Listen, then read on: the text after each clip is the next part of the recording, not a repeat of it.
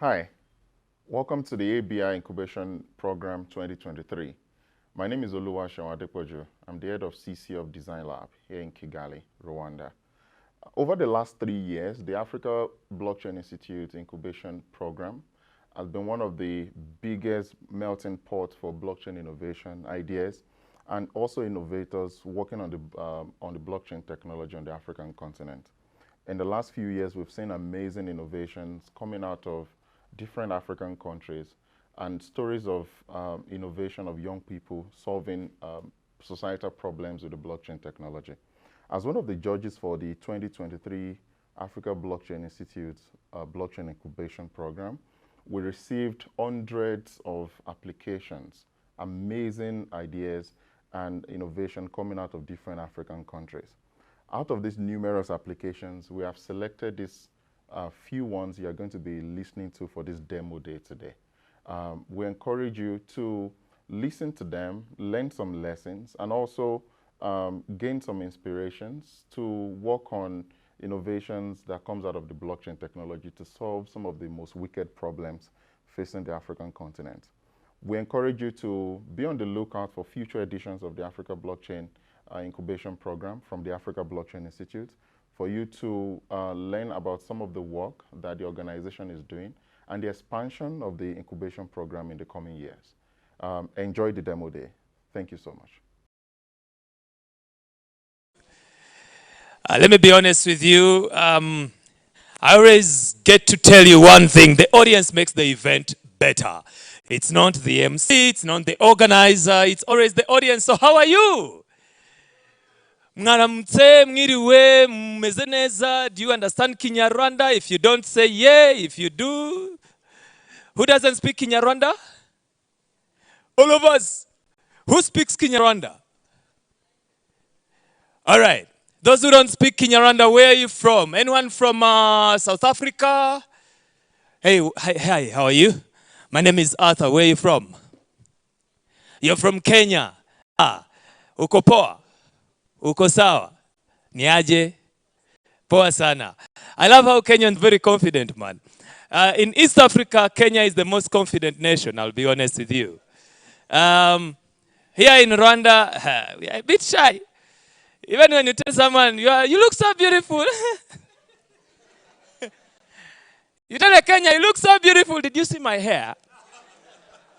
I was in Kenya recently, by the way. I was in Kenya recently. I visited Kenya. Now, going to Kenya as a Rwandan is a bit interesting. You know, in Rwanda, there is no corruption. Hakuna kintu kidogo. No corruption. I reach in Kenya, this guy tells me, I hear in Rwanda you don't take corruption. I'm like, no. So if I give you something and you know, some money, you didn't take it, I'm like, I'll take it. And he was like, very confused. He said, but you are from Rwanda? I said, yes, but now I'm in Kenya. Anyway, let me leave Kenya alone. Hello, sir, how are you? Where are you from? You're from Rwanda. I've said so much about Rwanda. Anyone else? Anyone from Nigeria? Nigeria? Yeah, Nigerians. I love how you've changed the nation, man.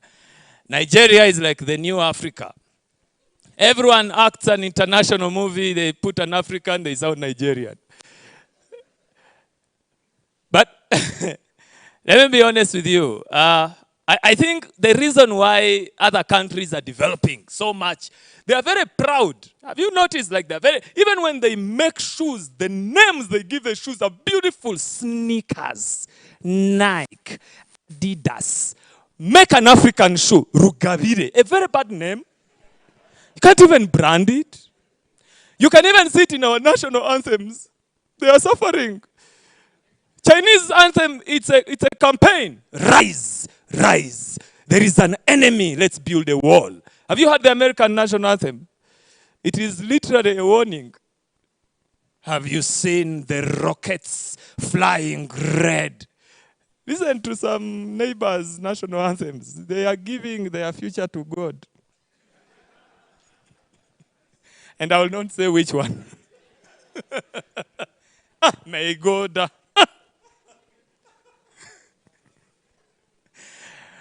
Anyway, welcome. My name is Arthur. I always say I want to start things a bit light.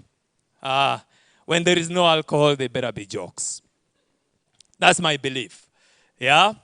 I'll keep getting to know more of you, where you're from, and I hope I have a joke on every country I meet. But we are not here to have jokes. Today is a very serious day. In fact, it's not a joking matter. This is pretty much one of the interesting industries that you'll ever find, blockchain. We have a few innovators that maybe some of us have met. We have opportunities here and there, but there are some bold people that have actually taken it up to come up with beautiful solutions. Now, most of you have gone to different events. You're going to see solutions here and there, but how many of you have actually seen blockchain solutions? Like, how many of you have seen that? I'm so interested being in this room, not just as an MC, but also to get to see those ideas. Now, if you're with me, just raise your hand. I'm here to see the ideas. If you're with me, otherwise, why are you here? Okay, unless you're here to pitch the ideas. But I'm not the right person to tell you the why and the what we are here. I'd love to welcome the gentleman that gave me this job. And I hope right now he knows 50% is gone. I'm remaining with the remaining 50%. Mr. Kayonde, would you please come and open this for us? He's the Executive Director of Africa Blockchain Institute, Mr. Kayonde Babarinde. I don't know if your name is Babarinde. If you're from Rwanda, it's called Babarinde. But you'll tell us more about it. And for those of you who are joining us online, please feel free to share your emotions by using the emojis that you see on your screen. Enjoy as we hear the opening remarks. Thank you.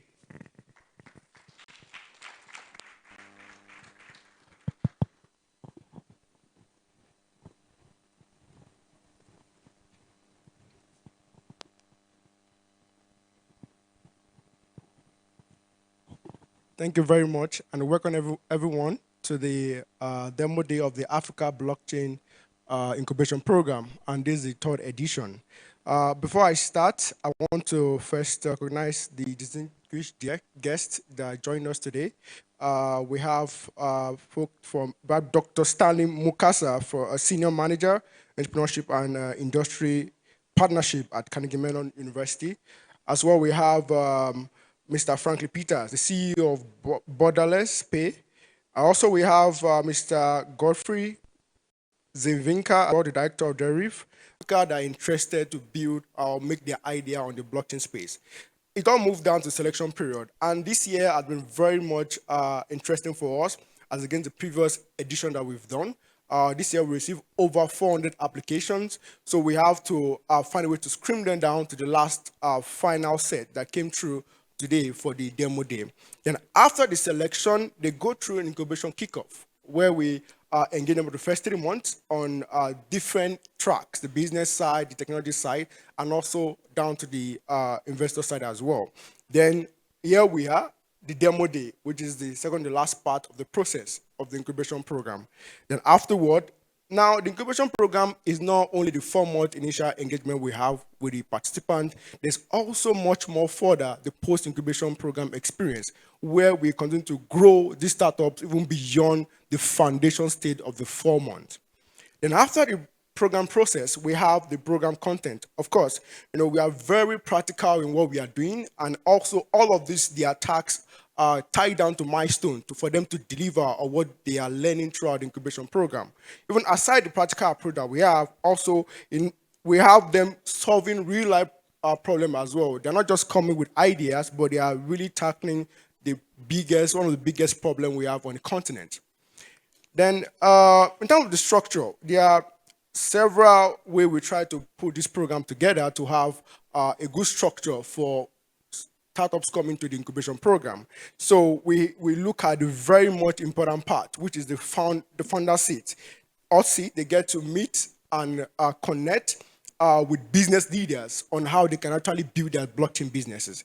I mean, apparently there's already existing technology business, but blockchain business is actually quite different from every other business, and they need to engage with business leaders in that area.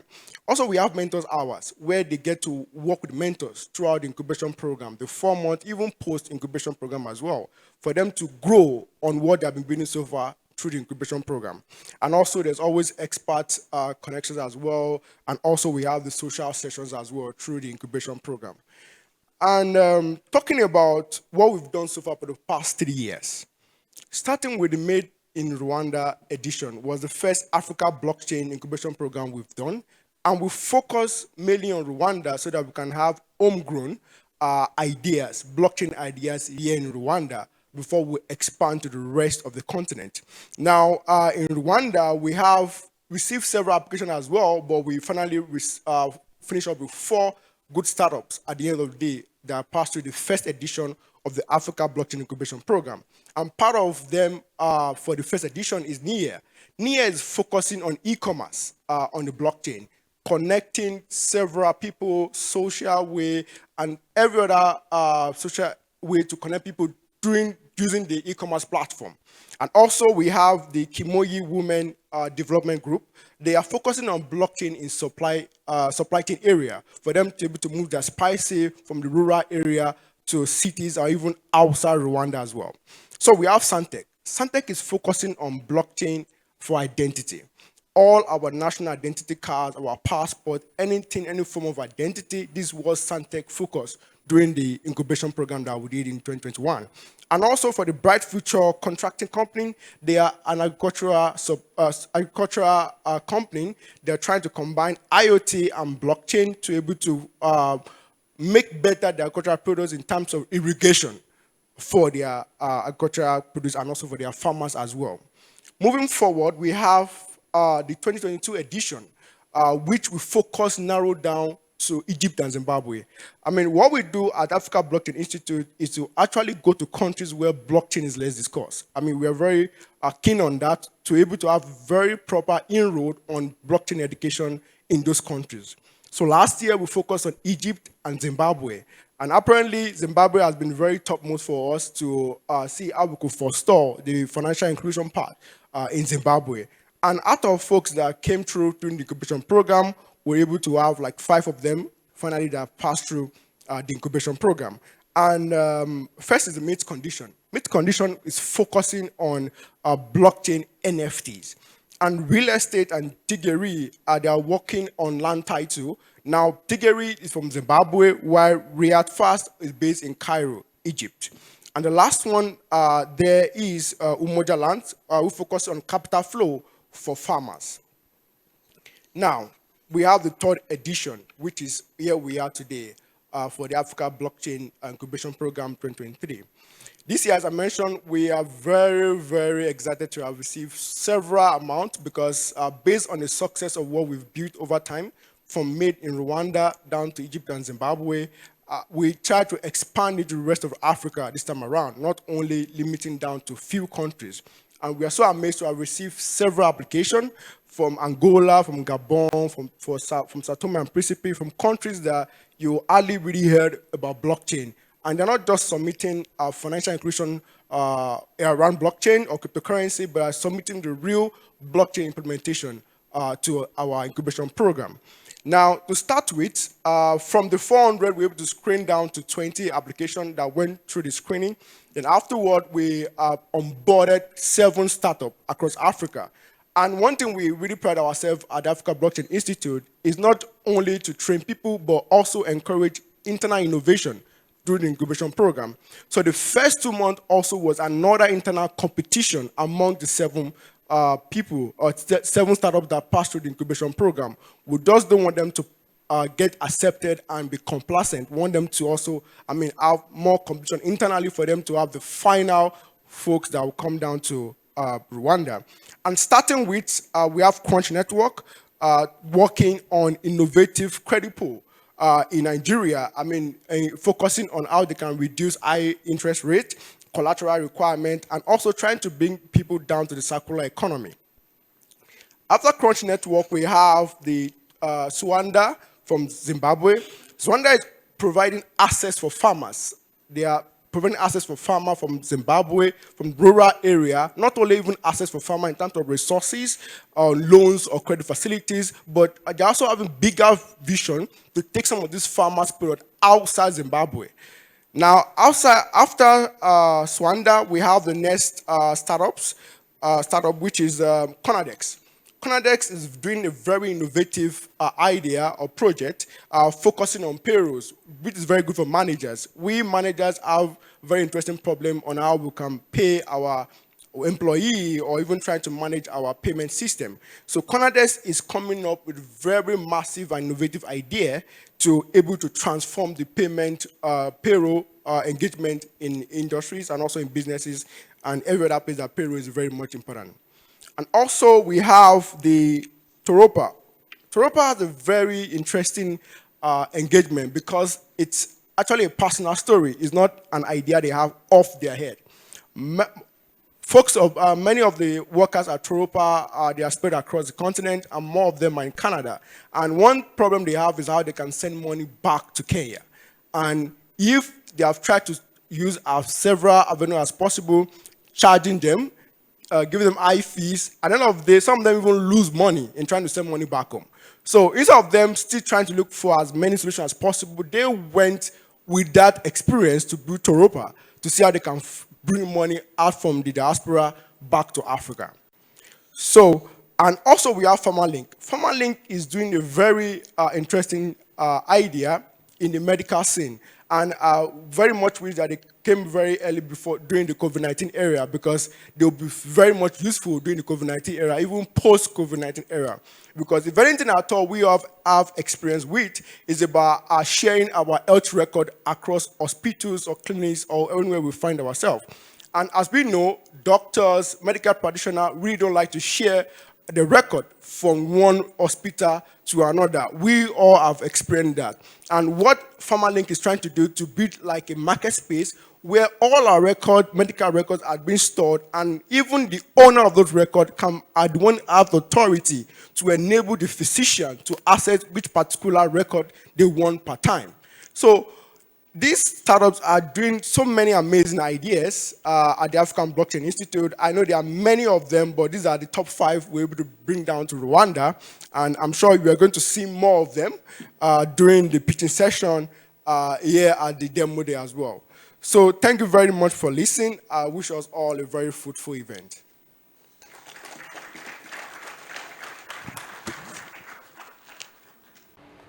Oh, my name is Kisamungu Matthew, also known as Frank, and I'm the co-founder and deputy CEO of Brighter Digital Group.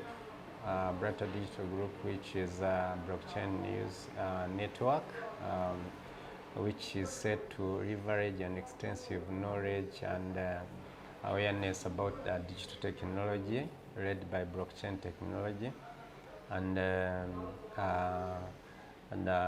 that's based on this vision, that is when I got to know about ABI, Africa Blockchain Institute. I got the chance to participate in their first made in Rwanda blockchain incubation program, cohort 1, and I participated because I was very eager and enthusiastic about knowing much deeper about the blockchain technology, so that I could maybe be able to help even others in the community to understand it and how they can use it in their real life. So the first ABI blockchain incubation program was very helpful and successful, in a sense that it has really shaped our idea that we present in the program. It was a project called nihe.com, and nihe.com is a platform, a social e-commerce and advertising platform. As you understand, it is combining many features at the same time. So we wanted to understand blockchain technology to be able to build those features much better, because you know, when you talk of blockchain, we are meaning already strong security, we are meaning transparency, we are meaning immutability. So we want to apply blockchain in our real life, in our real product.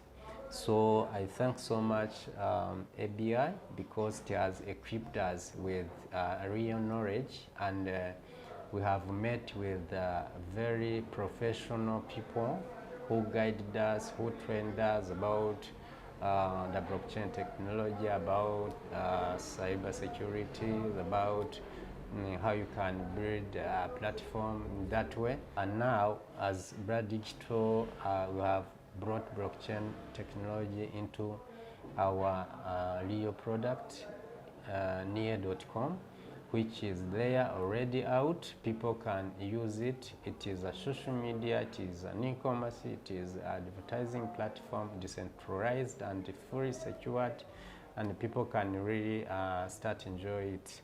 So we are very humbled and grateful to ABI because it has given us this opportunity, this a chance to be among their first people whom they trained, and we are grateful that we have come from that far, and you have already achieved at this level, whereby we are proud of producing such product out to the market, which we hope it is going to help people very much. Thank you. I'm Pierre Fatawaizi. I'm the country representative of Doxa Logistics. Doxa Logistics is a logistic company which deals also with freight and forwarding. We've been working, we've been in this industry for several years, but within these years we have been working on our own, using traditional means of marketing, traditional means of payments. But suddenly we met Nihe team. From then, everything has changed in Doxa Logistics and how we do business. Nihe is a social e-commerce platform which help people to sell, to socialize, and more other activities. Let me give you an example, like how we do business, marketing. Our marketing has increased a lot, from like 20 calls to 200 calls, 250 calls, 300. And we are using the easiest way and the most secure payment, which is the wallet. The Nihe wallet, which is using blockchain technology. Blockchain technology is the technology which gives everybody at security. And I cannot live without encouraging and inviting everybody to join Nihe and to join the blockchain technology. Thank you.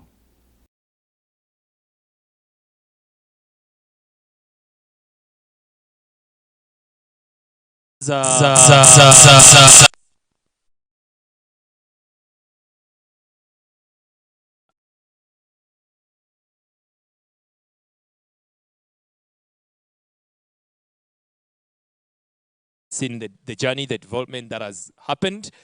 I hope you're ready for the conversations that are going to happen here. Now, most of you, or some of you, or maybe just none of you, actually, maybe only me, not familiar with blockchain technology and the opportunities and the different needed skills, especially since these are skills needed in this fourth industrial revolution. We're about to have a conversation that is going to enlighten us on that topic, and maybe also get to know more details. And this is mainly going to look at the different capacity building, building blockchain and fourth industrial revolution capacity and skills needed here in Africa, and for us to be able to actually get to understand when someone pitches an idea, then you get to respect that person because, hey, they're already doing it in this era that we are in, and yet some of us are actually being introduced to it. So I think that's something to be happy about. I'm not going to be the one moderating the session. It's going to be a panel discussion. I'm going to be joined by Akaniwabo Victoire. Before they told me you're from Rwanda, I was about to read your name in Nigeria. Akaniwabo. I really hope that's the right way. You're welcome, and please enlighten us with this conversation, and she's going to be introducing the panelists. Ladies and gentlemen, allow me to welcome her on stage. Thank you very much. Good evening, everyone. Can I please ask you to stand a little bit? It seems like we are sleeping a bit. Can we stand and say hi to your neighbor and say, I'm excited about today and about blockchain? And say your name.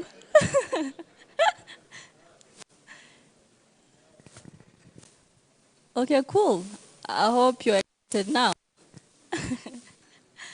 Okay, thank you very much. I'm personally very excited about today, about learning more about blockchain, about the companies demoing today, the entrepreneurs demoing today, and most importantly about the panel discussion we're going to have. Before that, I can give a brief introduction about myself. I'm Victoire Akaniwabo, but please use Vicky. I am currently the managing director at Hence Technologies. It's a tech startup. We are in Rwanda. Our talent base is in Rwanda, but we're building solutions for global companies, specifically for legal teams. And we are in the business of transforming the knowledge economy. So, yeah, if you want to transform the knowledge economy, please talk to me. And I'm very much excited about community and personal empowerment. So I've done that in my career also as leading some developer communities in Kigali, specifically Developer Circle. Kigali, I can see Jonathan here, I was working with him. Hi, Jonathan. So a bit about the discussion we're going to have here. So the title is Blockchain and the Fourth Industrial Revolution, Building Blockchain and Fourth Industrial Revolution, Capacity and Skills in Africa. I'm very much excited about that. We're going to be covering a number of topics on that, but the main aim is to discuss personal development and career development in the area. A number of topics we're going to cover is, first of all, understanding this concept, what is blockchain, what is the fourth industrial revolution, and after understanding what that is, we are going to also cover what are the opportunities we can get in these areas for transforming our personal lives, our businesses. And after that, then we can now go into capacity building so that we can be able to actually see the opportunities that, that are in those areas. So without further ado, I'm going to be calling the panelists, starting with Godfrey. Hi, Godfrey. Godfrey is a native of Zimbabwe. He holds the position of Director for Africa and the Middle East of Deriv Ltd. He's an esteemed international company. It's an esteemed international company. He's leveraging his expertise in information systems, and Godfrey has ventured into the dynamic domains of digital marketing and international business. His profound enthusiasm for technology, including AI and blockchain, and he's particularly focused on driving advancements with the fintech and marketing sector. Talk to Godfrey if you're interested in fintech, cryptocurrency, and finance, stock trading. Godfrey, to the stage, please. I would like to also welcome Dr. Stanley Mukasa. Stanley serves as a senior manager for entrepreneurship and industry partnerships at CMU Africa. In this role, Stanley leads entrepreneurship initiatives at CMU Africa, including the Industry Innovation Lab and industry partnerships. He brings experience in startup support programs and has a passion for entrepreneurship as a catalyst for creating decent jobs in Africa. Dr. Stanley has a decade of experience in the design and leadership of entrepreneurship development programs. Before joining CMU Africa, Stanley led entrepreneurship programs at the African Leadership University and Davis College, Aquila. He serves as a board member of the Global Entrepreneurship Network in Rwanda, and he holds a PhD in business administration from the Swiss Management Center, a master's degree in economic policy management from Makerere University, and an IMBA specialization in strategic innovation from the University of Illinois. Please welcome Stanley. We have very important people today. By the way, his interest is in capacity development, innovation, business, and entrepreneurship. So if you want to talk about that, please talk to him after the panel. Excuse me. And then third, Oluwaseun. I hope I pronounced it well. David Adepoju. He's a technology thought leader with over a decade experience in the African technology and innovation ecosystem. He leads the Co-Creation Hub Design Lab. And he's also the editor of the Africa Blockchain Report, a body of work that has covered 12 countries in Africa. If you haven't seen that report, it's amazing. Look at it. And his interest is in blockchain research, blockchain academic programs. Please welcome David Adepoju to the stage.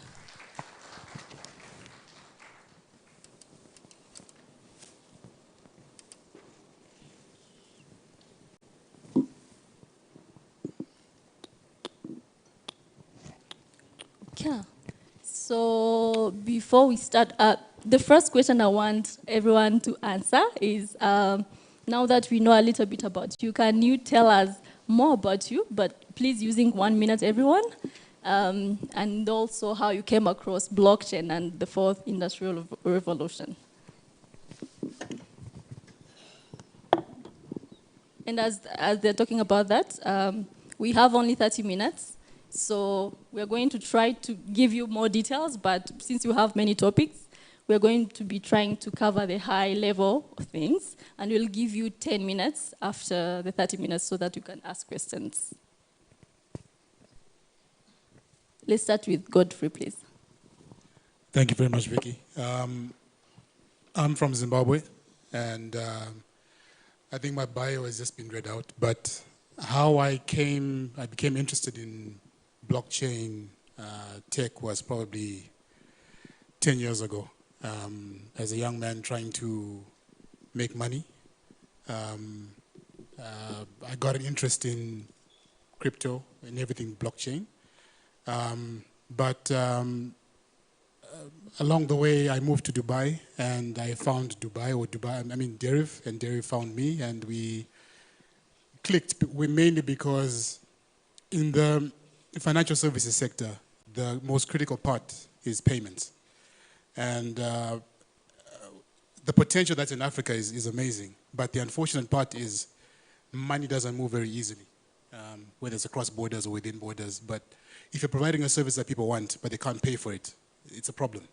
So that's what made me get even more interested in blockchain technology, because I believe that there's a lot that can still be done to, especially for the unbanked people in Africa. And because I work for a fintech company, this is of special interest to me. That's it in a nutshell. Awesome. Dr. Stanley, please. Thank you, Vicky. I won't go back to my bio, but I'll go straight. I work for a university. And what do universities do? Universities train. So I work for Carnegie Mellon University, and we are training the next generation of tech leaders especially in the fourth industrial revolution technologies, that is artificial intelligence, robotics, and blockchain actually happens to be part of that. So in a way, there was no way for me to separate myself from that. I also run the Industry Innovation Lab, and we are incubating tech companies, digital-based companies that are in some way using blockchain technologies. So that's how I got to interact with blockchain technologies. I'll pass it on to David. Thank you, Stanley. I'm Oluwaseun Adepoju. I lead the Co-Creation Hub Design Lab in Kigali here. At Co-Creation Hub, we use technology and innovation to solve some of the most wicked problems facing the continent. So I lead a team of software engineers, designers, data scientists. how I came to know blockchain, I stumbled on blockchain when I was living in South Korea. We had a professor that was always professing and prognosticating the future of blockchain and what it can do. And then I found myself going back after each class to read about the blockchain technology. And then when I returned to Nigeria, I met Kayode, and the rest is history. Awesome. Nice to hear about how you all came across blockchain and for IR. I'm curious, and everyone here is curious about, can you tell us more about blockchain and fourth industrial revolution technologies, but also touch on the misconception around people thinking that blockchain is actually same as cryptocurrency. So let's David and then Godfrey. Can you please briefly tell us about that? Yeah, thank you, Vicky. If you look at the history of the blockchain technology and how it came to the continent, a lot of people in the early days of the technology rode on the the narrative that the blockchain technology is immutable, you can make a lot of money, and you see people setting up a lot of mushroom pyramid schemes, and they promise a lot of people. I still had somebody I spoke to yesterday who lost all his retirement funds in the early days of the blockchain technology narrative. So that has sealed a lot of misconception in the mind of the people that the blockchain technology is crypto and crypto is blockchain. And so when you mention blockchain to some people, they'll say, is it not that thing where we lost money? And I'm like, blockchain is a technology, right? So the early days of the technology on the continent was not really good. And this is what we're also experiencing with our government are very, skeptical about the technology, right? So the misconception is the way it was introduced to the continent and the people that came in the early days of the technology. So the misconception is reducing, and that is what we do with the research that we do as well, and with education, for people to know that the technology carries a lot of potentials to disrupt the society in 1,001 ways. And the crypto use case is just one out of the many use cases. But also when you look at the crypto development side of things, most of the countries who are very big on it are countries that were not originally interoperable with banks from the West. So people needed to look for alternative ways to build ways for them to be interoperable and do business with other parts of the world. So the biggest misconception from all the work that we've done, I've been researching blockchain for 6 years, the biggest misconception that blockchain is a scam, and it's a dark web where people can also do things that they would not normally do openly. But we cannot, because of the potential negativity of what the technology can do, not to embrace the positive side of things. And my last comment would be, when the internet was introduced, there's a particular person, a big man, rich man that is still alive today, who wrote 3 pages of article on why the internet will kill the world. All the startups that are here today, many of them came from other parts of the continent. Without internet, this incubation program would not work. We cannot, because of the fact that people will watch pornography, for example, on the internet, not adopt what the internet can do for the whole world, right? We cannot use the negative narrative to kill the opportunities that the technology can bring for us. So those are the 2 biggest misconceptions of the technology on the continent. Awesome. I'm actually glad to learn that myself, because before this, when I had crypto, when I had blockchain, I thought crypto, like right away. So it's great to learn about this. Godfrey, can you please tell us more about this? I think David has said a lot of it, but I like the statement he mentioned that not all blockchain is crypto, and not all crypto is blockchain. It goes both ways. I think blockchain technology on its own was brought into prominence because of crypto. So unfortunately, the scams that came with crypto gave blockchain tech and crypto itself a bad rep. And up to now, a lot of people are still recovering or healing scars of losing money with crypto. But what we also need to realize is a lot of people have actually made money with crypto as well. So it goes kind of like both ways. But there is a big difference between cryptocurrency and Bitcoin. Crypto is just riding on the blockchain tech. Basically, that's all we can say. It's something that came out of blockchain, but not all cryptos rely on blockchain technology. So it's a field that's evolving, that's changing.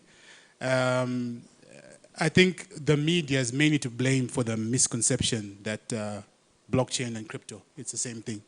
But David has already explained all this. There is a big difference, Okay, which is awesome. already a PhD thesis on its own. I don't think we have enough time to even start tackling this one right now. Awesome. So not every crypto is blockchain, and not every blockchain is crypto. Awesome. So let's go to Dr. Stanley. Stanley, can you please tell us why is it particularly important to build capacity in blockchain and fourth industrial revolution now? And you can also talk about it in the perspective of entrepreneurship. Thank you, Vicky. I think we've seen ideas and startups that are being showcased here that are using blockchain technologies to solve, big challenges that are facing the continent and beyond. So the first question is, who is going to work for these companies? They need employees.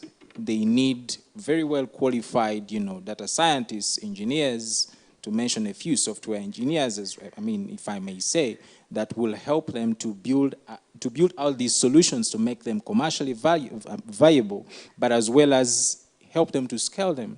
That means there is need for talent, tech talent. So that means we need to train. Young people that will be able to work within these companies. Then when it comes to entrepreneurship, I think there's a very big opportunity that blockchain presents to entrepreneurship. We cannot estimate, how many challenges we have that still need solutions. And I think blockchain can go a long way in helping to solve these challenges. We've seen its application on healthcare. I've seen a solution here that is applying blockchain technologies in pharmaceuticals. So there are still so many opportunities. I've seen it being applied in, supply chains, to solve supply chain challenges, contracts, So there are so many opportunities. And I think the limitation is only when we get lost in the technology itself. Blockchain is not very new, but it's new, and it's facing adoption challenges. We don't need to get lost in the technology itself. We need to see beyond what it can be applied on and what it can be used to solve problems. So that's the entrepreneurial aspect I wanted to bring today. If you are using the technology, don't get lost in the technology itself, but see ways you can apply this technology onto the grand challenges that, can be solved that can be solved with this technology or in combination with this technology. The other thing is, I know we had a pre chat with David, but it's also important to see other ways that we can combine blockchain technologies with other technologies, with other Industry 4.0 technologies, such as artificial intelligence. Combining it with other technologies on the same level might as well present new entrepreneurial opportunities that can solve challenges that wouldn't be solved with only blockchain on itself, or that would face barriers of adoption. So there are some other technologies that have been easily accepted or that have already been accepted. So there's also potential if we combine blockchain with other already accepted technologies, to enter the market and make it, try and disprove all the misconceptions that David has been talking about, same as Godfrey. So that's what I could say. Talent, but as well as the need to continue innovating. Okay, cool. Thank you. Collaboration between blockchain and fourth industrial revolution and stuff like that. So I'm actually building on that. I'm actually curious to hear more about blockchain applications. David, can you please tell us more about, with your research that you've been doing with ABI, can you tell us more about the application that can potentially actually transform Africa's economy if it's well tapped into? Thank you. I'll start with some interesting use cases we saw in South Africa 3 years ago. There was a company using blockchain for music royalty. You know, in the entertainment industry, you see record labels and their musicians fighting. And this starts from signing bad contract from the beginning when you don't understand the contract, right? And also, there were always situations around my record label is not remitting the money we agreed on to me, right? With a lot of excuses. So there's a company in South Africa using blockchain to manage music royalty, and they are deeply ingrained with record labels. And you know, they are really helping a lot of creatives to get their royalties and what is due to them through the blockchain technology. Another interesting use case we saw in Tunisia of a company called Latency. They are using blockchain technology for dispensing energy, right? So there was a company that is helping people converting their trash at home to bioenergy. And then you can actually harvest that energy and share on the blockchain, and you load it on your meter, and it works, right? The founders of that company, they live outside of Tunisia, but the solution is really working, and people are using it back home. Then in South Africa also, we saw a company using the IBM blockchain to do track and trace for importation of human hair from China to Africa, and the retailers in Africa need to actually authenticate from home before they bring this stuff from China. In Nigeria, definitely we've seen a lot of massive use cases of crypto exchanges. And one inspiring story I like telling about the use case in Nigeria is how, you know, when we went to the US last year for Consensus, we met a lot of business people from Nigeria who only come to the US with $1,000 fiat in their pocket, and they import automobiles from the US, but they've paid for those vehicles in crypto from home. They just traveled to the US with per diem to just spend 3 days to get those vehicles on the ship. So a lot of opportunities. In Zimbabwe, our friend from Flex ID is actually disrupting using blockchain technology for identity management. We've also seen situations in Egypt where some innovators are using the blockchain technology for land title management, and I believe Rwanda is also doing some work in that as well, which was featured in the report we did recently. And I think it's an important one for every country as well, especially on land title management. In Ghana, a company called BEM has been innovating in that space for a decade, where land issues stay in court for like 15 years, and the people fighting in court, they would have died before their children even knew they had a land somewhere, right? And they use the blockchain technology, you know, to solve that issue. In Ghana, for example, with that solution, they can solve land issues or land disagreements in just 15 months. These are issues that have stayed in court for 10, 15 years. So I'll stop there. Numerous solutions, and we've seen what some of the people here today are also building, and some situations we've seen in the last 3 years as well. Okay, that's very interesting. Actually, from what you just said, if there are many, many applications, and it's really that useful, why isn't it as adopted? So I'm curious to hear what are the challenges. If it's that great, maybe you can talk about it briefly, just briefly, and then we hear from Godfrey. Like we said, there's a lot of misconception of the technology, right? And I'm very happy now that governments of African countries are now setting up working committees to really look into the technology and the opportunities it brings for the society. When we look away from all the misconception narratives of crypto scams and maybe some of the early days narrative of bad things that people have done with the technology, and we look into the future and the current global challenges that we face as a continent, we'll be able to design it for ourselves and regulate it correctly to solve problems for us as a continent. So in those countries where there have been exciting use cases, but the adoption is really low, is also because of the way the policy environment, regulation environment is as well. Even though the technology is a rebellious technology, but it still needs to it needs to pass through the framework of policy and regulation, which means in the next few years we want to see more government embracing it, setting up committees to look into what it can do for to solve different problems in the society. Okay, thank you very much. Godfrey, can you please add to the challenges that we might be facing in this area? And then after that, Dr. Stanley, can you please talk about, can blockchain and fourth industrial revolution highly contribute to reducing unemployment in Rwanda, in Africa, I mean, after Godfrey, please.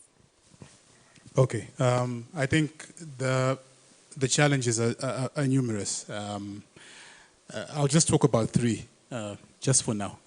The first one for me, I think it's as long as we don't have the right infrastructure.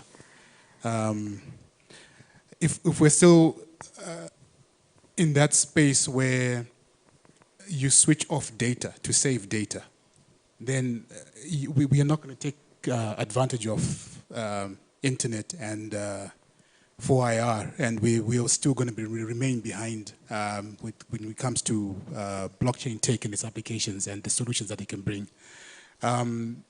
If we're still in that situation where there's massive load shedding, which we're seeing across most African countries now, if you don't have power, all this is going to affect the adoption. Because if you look at the countries that are now leaders in 4IR and blockchain tech, they don't worry about infrastructure and power issues. But as long as we're still in that space, then it means the adoption is going to be that slow as well. The regulatory environment was also touched on by David. I think blockchain and crypto regulation is still, the best word I can use for Africa is, let's just say it's evolving. We're not in that space yet where a lot of things can be regulated or can be monitored in a sort of way. One of the key things that we also need to touch on is just awareness and education. As long as we're not, we don't have programs for the young, whether at higher institutions or at university level, where they can actually learn blockchain and fourth industrial revolution tech, then we will always be behind. If our youth are just going to university to learn their usual accounts and IT and finance and economics, where are they going to learn about blockchain, and where are they going to learn about 4IR tech? The last one I want to touch on is probably the most important one. It's funding. We don't have enough incubators where we can actually facilitate the young who are experimenting in blockchain tech, and they can actually get funding to play around. It saddens me when you look at, the industrialized countries where someone is spending 300,000 to make a watermelon that is seedless, and someone is funding 300,000 for this. But when a startup, local one, just wants 10,000 for blockchain, just investment, they struggle to find it. So the funding will always be a hindrance for adoption. Thank you very much, Godfrey. Before you go, Stanley, we have about 8 minutes left. In the audience, if you have a question, please take note of it. We are going to be getting to the question time in just about 8 minutes. And let's, please, in the interest of time, let's try to be brief. Okay, thanks. All right. To your question on whether there is potential for blockchain and for IR technologies to create jobs and employment, it's a question of demand and supply. If we create demand, there will always be supply, because very many institutions, especially education institutions, training institutions, are very much focused on what's happening in the market. They are paying close attention to what's happening in the market for them to be able to respond through creating or availing talent. So it's a question of demand and supply, but we have seen already signals. We know very many institutions that are doing, training in 4IR technologies. I know that at Carnegie Mellon we do that. training in cybersecurity, for example, artificial intelligence, robotics. We are producing well-rounded leaders that can, beyond blockchain, that can take advantage of all these emerging technologies. So there is potential because, they are well-rounded to think and take these opportunities. So I think blockchain, back to blockchain, I think it has a great potential if we work on the challenges that David has mentioned and the same challenges that Godfrey has mentioned, because those are actually standing in the way of creating demand, and demand which is needed to create the supply of this talent. We also need to make the sector attractive. I think, even beyond all those obstacles, we need to make it attractive. I know what ABI is doing today is, work in the right direction to expose young people, to expose the communities to what blockchain can do and the opportunities available. So if we make it attractive, I know that on two levels. One, through the innovations will propel employment, but as well as young people to see potential. If the opportunities increase, it will become very attractive, and also that will move with the number of entrepreneurs that have taken a step into venturing into blockchain. So it's not a single-sided problem. It's a systemic problem that needs to be handled from very different perspectives. Okay. Can I ask you more about that? Yeah. So when you say we need demand and supply, can you tell us more about the current status? Do you have more demand than supply? Do you have more supply than demand? What's the current status? I think, generally, the demand is not yet too much, if I may say. We have blockchain companies that are coming up, but it is not yet too much to that level where, people are feeling like, or young people are feeling like I should do a concentration in blockchain. It's coming up. I know that David here is working on a program, that is going to be a Master of Science, for example, in blockchain, but it's still early. The adoption rate is growing steadily, but it's still early. As we know, one of the biggest challenges from my perspective is, if I was to speak to the challenges question, is the adoption rate and the adoption, the level of adoption. It's growing, but I think it also still needs some time, and education will do a great job in helping people to be receptive to the technology. So I don't know if I've answered the question of. Yeah, I think that's good. I'm curious, in the few minutes that we are remained with, I have the last one question for David. Maybe Godfrey can also touch that a little bit. We've been talking about collaboration, be it inside blockchain people, but as well as beyond blockchain. How can blockchain people collaborate with AI people, with IoT people? Can you please tell us more about that? Why do we need that? How is it going to help? And then also touch the capacity building side. Yeah, thank you. Very interesting question. There's always, for the fourth industrial revolution technology, there's always the power tussle of the one that is the best or the one that is more destructive, right?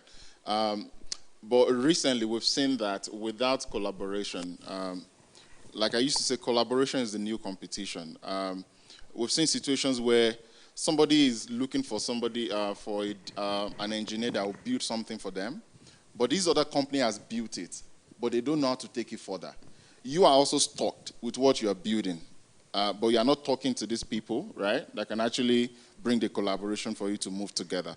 So collaboration is really important in this ecosystem, and we've seen this in the global Web3 ecosystem. One of the biggest gatherings of techies in the world are when you go for Web3 events, right? Because that collaboration is needed. We still, when we talk about blockchain, we still use a lot of jargons that people don't really understand. But in the quest for us to explain the thing to people, we even confuse ourselves more, right? So I believe one of the first things that collaboration will bring is that we're able to see the different ligaments of the technology, and we're able to break it down. I was granting an interview recently to CoinDesk, and the best way, so there was a question on how can we best explain blockchain, for example, to a layman. And I found myself using the Ifa deity from those from Nigeria, the Okpele Ifa, to explain what blockchain means to people. And I've been thinking about how we can actually conceptualize that way into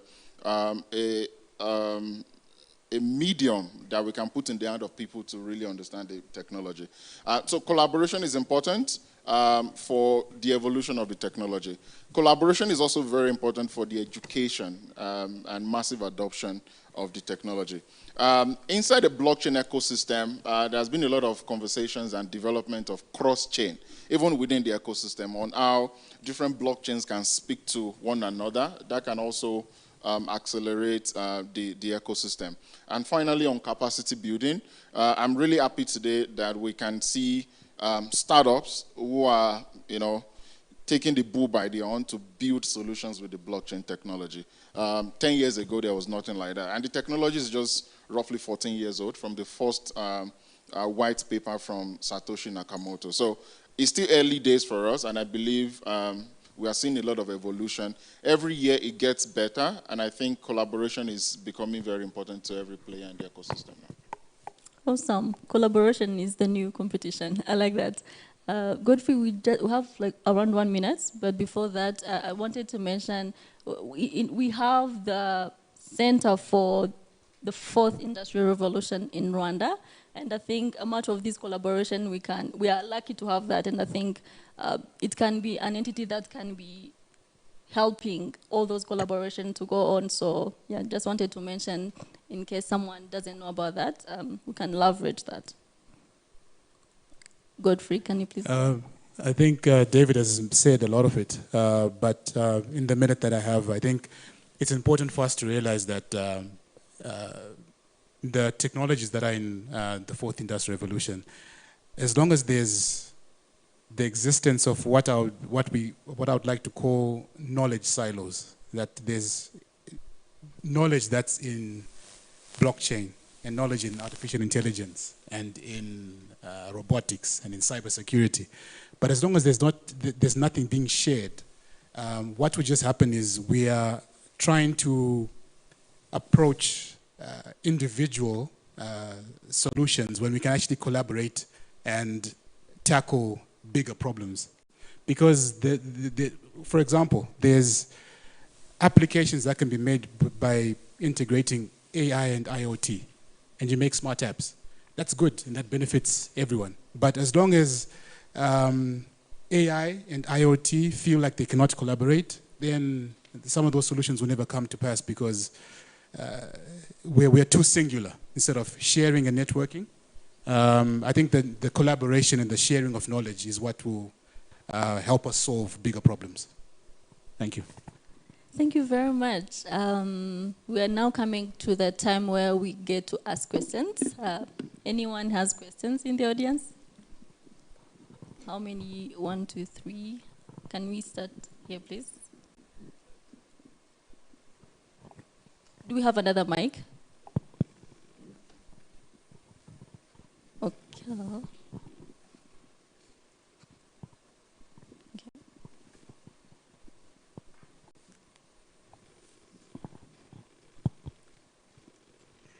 Thank you. I'm Loami Uimana.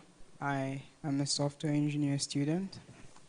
I just wanted to ask maybe any of you, like, how is the path to entry into the blockchain space as a developer, and how is the space open to? You're the right person. Yeah, there's no. I would say it's easy to enter the ecosystem. You're already a software engineering student. So what I think the first thing you need to do is to look at the opportunities that exist in the ecosystem and weigh your future plans and the kind of skill sets that you have if the blockchain ecosystem is where you really want to work in.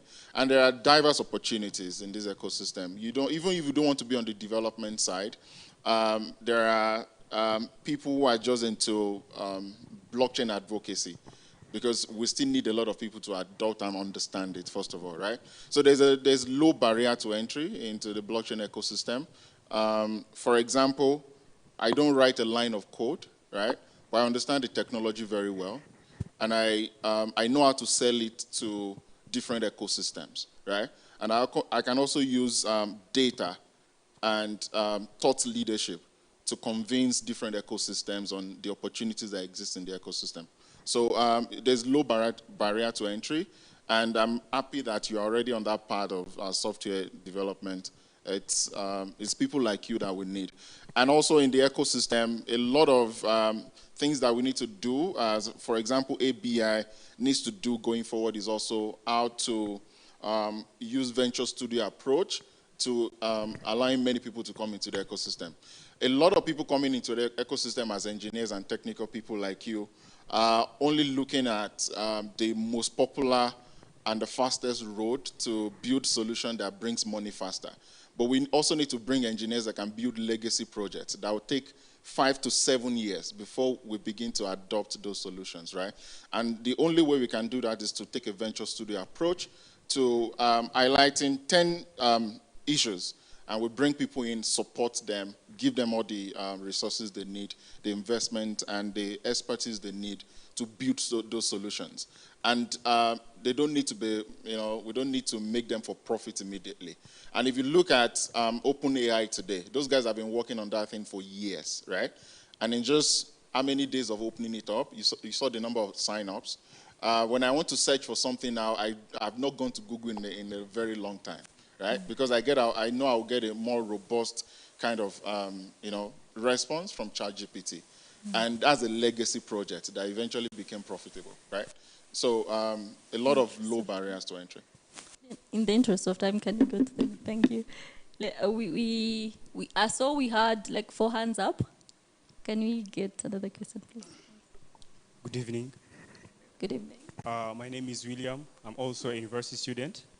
Actually, my question is about challenges. Earlier, you tackled on the challenges, different challenges. Basically, you mentioned about misconception. You say that blockchain is facing a misconception. My question is, I'd like to know, why do you think there is a misconception about blockchain? Do you think it's because it's not famous, or what happened? Why do you think people are having those misconceptions? My second question is about funding. It's for Mr. Godfrey. He also talked about infrastructure. If you say that if you switch off the internet, if we're still switching off the internet, then that's a problem. I also said about the power. But my question is about funding. He said nowadays there's still less funding. So I'd like to know, what do you think should be done to get those funding? What do you think should be done so that you could get more investors to fund us? For example, if I'm a developer, I have some great idea I want to implement, I need some funding from different partners. So what do you think we should do to get those fundings to convince people that blockchain is really a real deal? Thank you so much. Thank you. The first one, Godfrey, can you handle the 2 questions? I can handle the funding one. Even the first one, if you can. The first one is misconception. Yeah. So quickly, the misconception one, I think we've reiterated it in this conversation. The first one is the way the technology came to the continent, right? The first set of people who came to be blockchain evangelists brought a lot of wrong narratives about the technology. And a lot of them created pyramid schemes that siphoned money away from people, right? And people don't forget. If you lose money, you won't forget, right? So, and number 2 is also the fact that the blockchain technology also has the capacity to make value exchange change from what it used to be, right? As of today now, with the use of blockchain, you can transfer heavy value in crypto to people in less than 39 seconds, depending on the network you're using, right? So that also, is a challenge for the regulatory environment, and they really need to understand it and, regulate correctly around it. So the misconception is not a problem. Every new technology goes through that.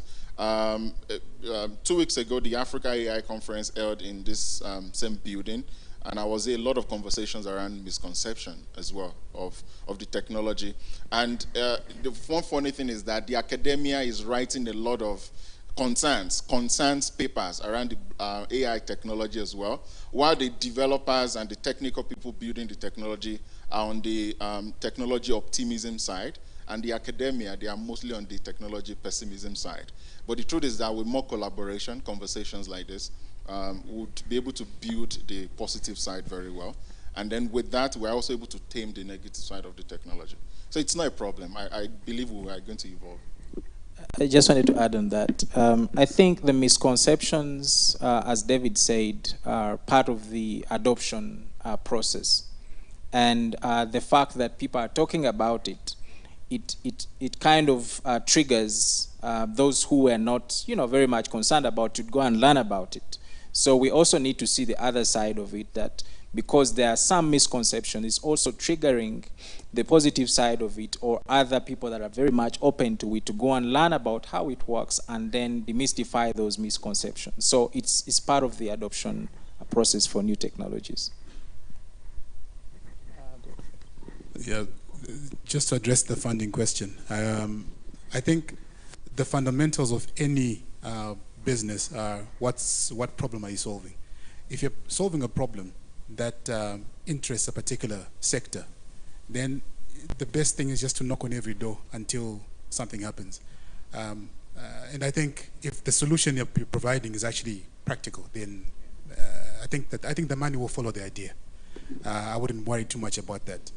But the other dimension to this is sometimes we like ownership, but sometimes some projects just need to be shared because they're just too big for you.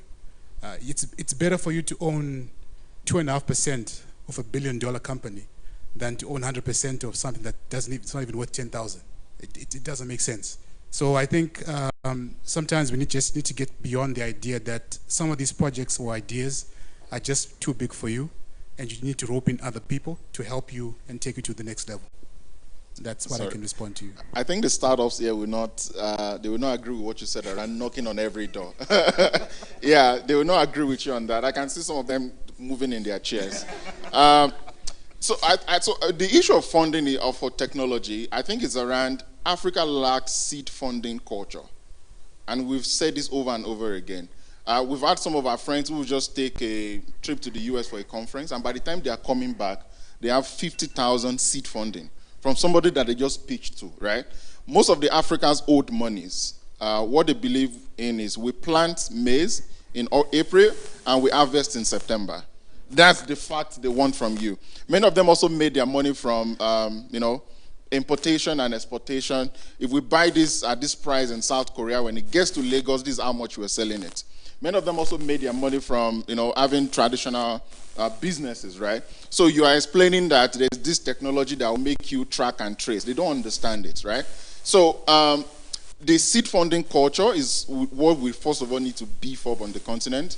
The truth is that when there's seed funding culture, there will be follow-up funding that is big enough. If you give me 100K to experiment, I will use the money well because I know you've promised me $1 million if I use the 100K well. But I can't even find the 100K, and I don't want to knock everybody's door to even get the 100K, right? So it's a conversation we need to drive in the ecosystem because we are working on new technologies that Africa old monies don't understand, and we still need to go to the West to look for this money. And I hope our Pan-Africanism is not the one that says don't use American money to build your African dream. If that is the case, you will not get funding to build whatever you're building. Awesome. I like the debate. This is interesting. We could stay here for the whole night. We are out of time, but I will take one final question if it's brief and the response is very brief. So, okay. Others, you can talk to them after. They'll be available. Thank you. Good evening. My name is Abdul Karim. I have one question, two actually. One is, you've mentioned one of the wrong narratives of blockchain is about people linking it with crypto and scam, right? So, but you also mentioned that blockchain has issues. One of the challenges is about being unregulated, right? Or lack of policies to govern it. How would you easily convince people to adapt, to embrace it, looking further those challenges, but also believing that it could be used, even though it has those challenges, but it could even be used for other better projects in the future. The last one was about funding, like they asked before. is how do you convince people, like traditional local business investors, to invest in something that they don't believe that it's well known. I mean, it's like preaching something that it's not been there before, right? And there's no skill set to develop. You don't have a team of 100 people who are experts in this. How would you convince them? But also for researchers, like how are you planning to easily convince people in simple words, not the tricky English that IT guys use? Spread the word of blockchain in the simplest form of English. Everybody can hear, understand. Please make it brief. Thanks. So your first question on how do we, despite the lack of regulation, how do we still encourage people to use? I published an article 3 days ago on the cycle every new technology goes through, and that is hype, and hope, hype, and truth, right? And I think that's the best way to explain what happens with every new technology. At the hope stage, everybody's talking about the potentials, what it can do. Some people are trying to do education. The people that want to use the narrative for scam, they've done their own. And then it gets to the hype stage because the conversation is increasing. At the hype stage can make or mar a technology, right? At the hype stage is when big investors put money in because they've started believing in some small teams that can build something. At the hype stage is also when those who want to use it for the negative things are also betting bigly on it, on the technology. So that stage is where we are now with the blockchain technology. We're at the hype stage. We are going to get to a stage that is truth stage where there will be value division.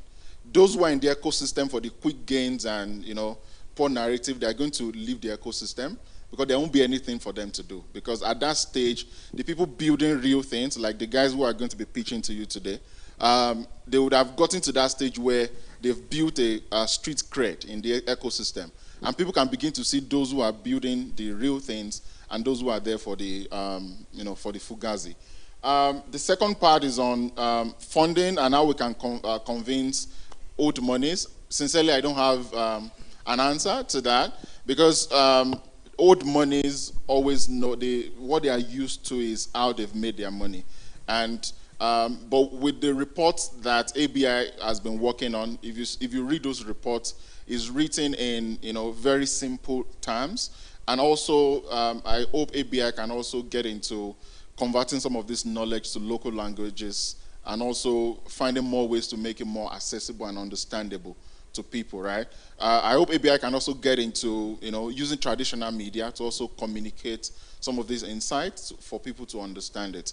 AI is kind of easy to explain to people than blockchain. And that's a challenge for all of us in this room. You don't need to code. Even if you want to be on the education side, you can help us break the information down to small pieces that people can actually understand. Awesome. I hope that answers your questions. They'll be here after. Please talk to them. They know a lot about blockchain and fourth industrial revolution tech. So please talk to them. Before we close, I would like to ask every panelist to give me one sentence of a takeaway that we can go with today. Maybe while you're talking about that, I can share a few of the learnings I've got today. The first one is collaboration is the new competition. Another one is there are many, many applications in blockchain and fourth industrial revolution tech, but we need to match demand and supply. It's also okay to have misconception around blockchain. It's part of the adoption. And we also need to do some work around making the sector more attractive. And it seems like we also need some regulations, policy around blockchain. I've seen some people from the government here, so I hope you're listening. So we'll be talking to you. Yeah, I think that's a few of my learnings. Can we start with Stanley? Thank you, Vicky. My concluding remarks. I think blockchain has a lot of potential as an emerging technology, but my own advice I would like to give to all the innovators in the house, don't get lost in the technology. Find means of applying the technology itself to bigger problems or to big problems that would create value for people and make people's lives better. Knowing the technology and just sticking to it won't do much. Will just make you a techie that has not managed to apply it to a bigger solution that could result into money.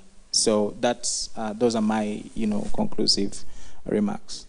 Well, thanks very much, Stanley. Godfrey, can you please go next? I think my takeaway for tonight is something that was mentioned by David, that look, as long as the conversation starts around blockchain tech, that's how things get rolling. And that's how adoption in education starts. That's what I'm taking away today.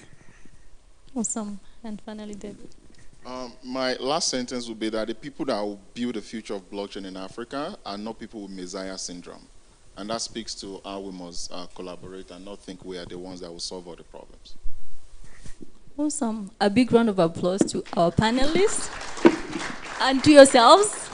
You very much participated, so thank you for participating, and thank you very much for sharing your knowledge. The panelists will be here after. Please talk to them, learn a lot about this. Thank you very much.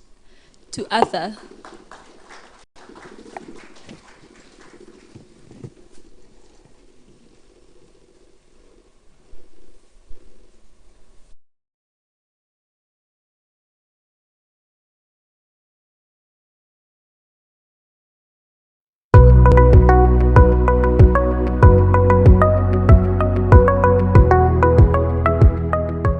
Good day everyone, my name is Olayinka Omoni. I'm the head of sales and marketing for Chat.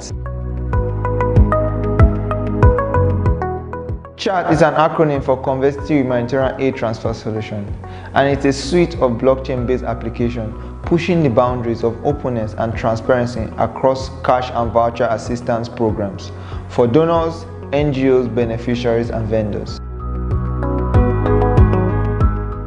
Chat is built for individuals, private and public institutions, NGOs, beneficiaries and vendors of campaign. Chat has a suite of 5 applications, which are the donor app, the NGO app, field app, vendor app, and beneficiary app. Donor app will be utilized by donors to onboard, find, and donate to campaigns publicly or anonymously. The donor app will also allow real-time tracking to show how donations are utilized, the precise number of beneficiaries impacted, and how much is being spent. It will go further to give donors the ability to seamlessly keep funding campaigns. NGOs will use this platform to observe, coordinate, report, and distribute campaign items or funds to beneficiaries. They can create campaigns, onboard field agents, vendors, and verify beneficiaries of their campaign. They can also receive funds from donors and report back in real time.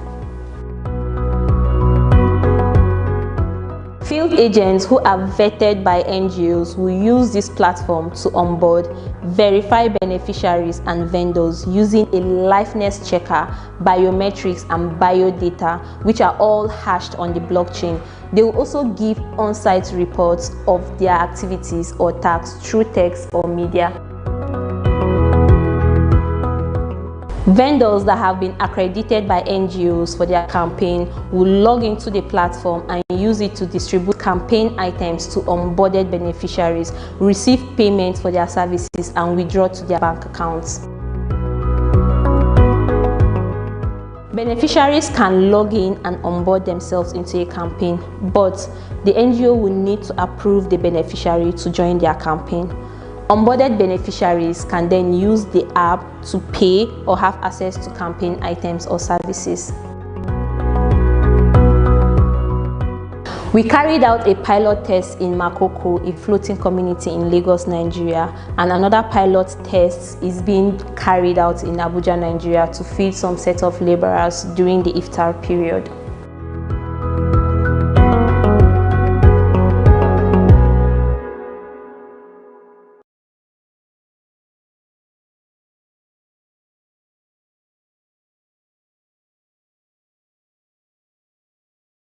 Now, we all know why we are here. We are mainly here to get to hear to the amazing solutions, the top 5 that were selected. I would love to take this moment and just reintroduce them. Maybe you've had the different speeches and we've mentioned them. We're going to hear from Rwanda, Africa. We're going to hear from Crunch Network.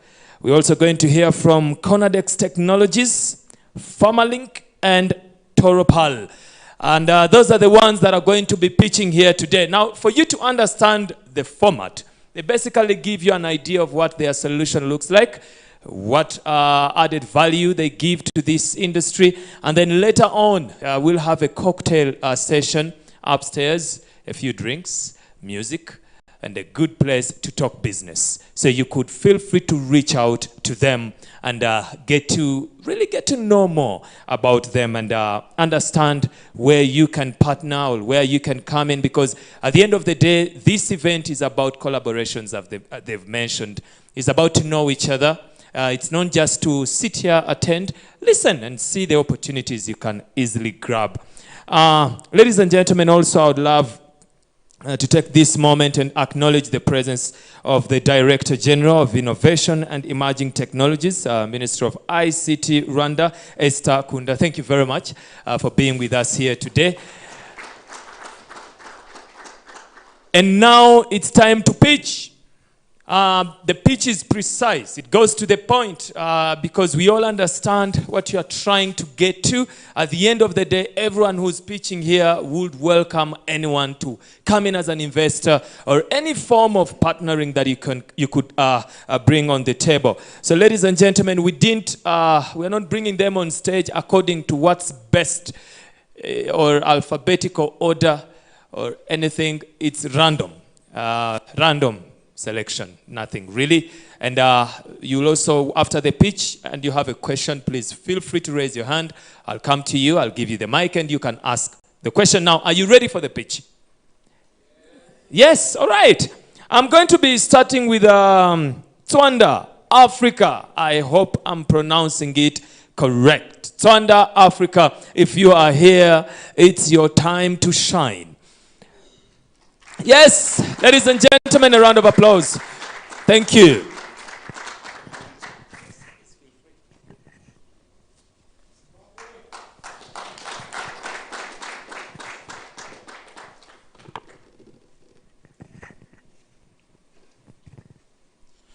Good evening, ladies and gentlemen.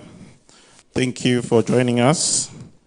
We are Rwanda, Africa, and basically we are can I have the slides again?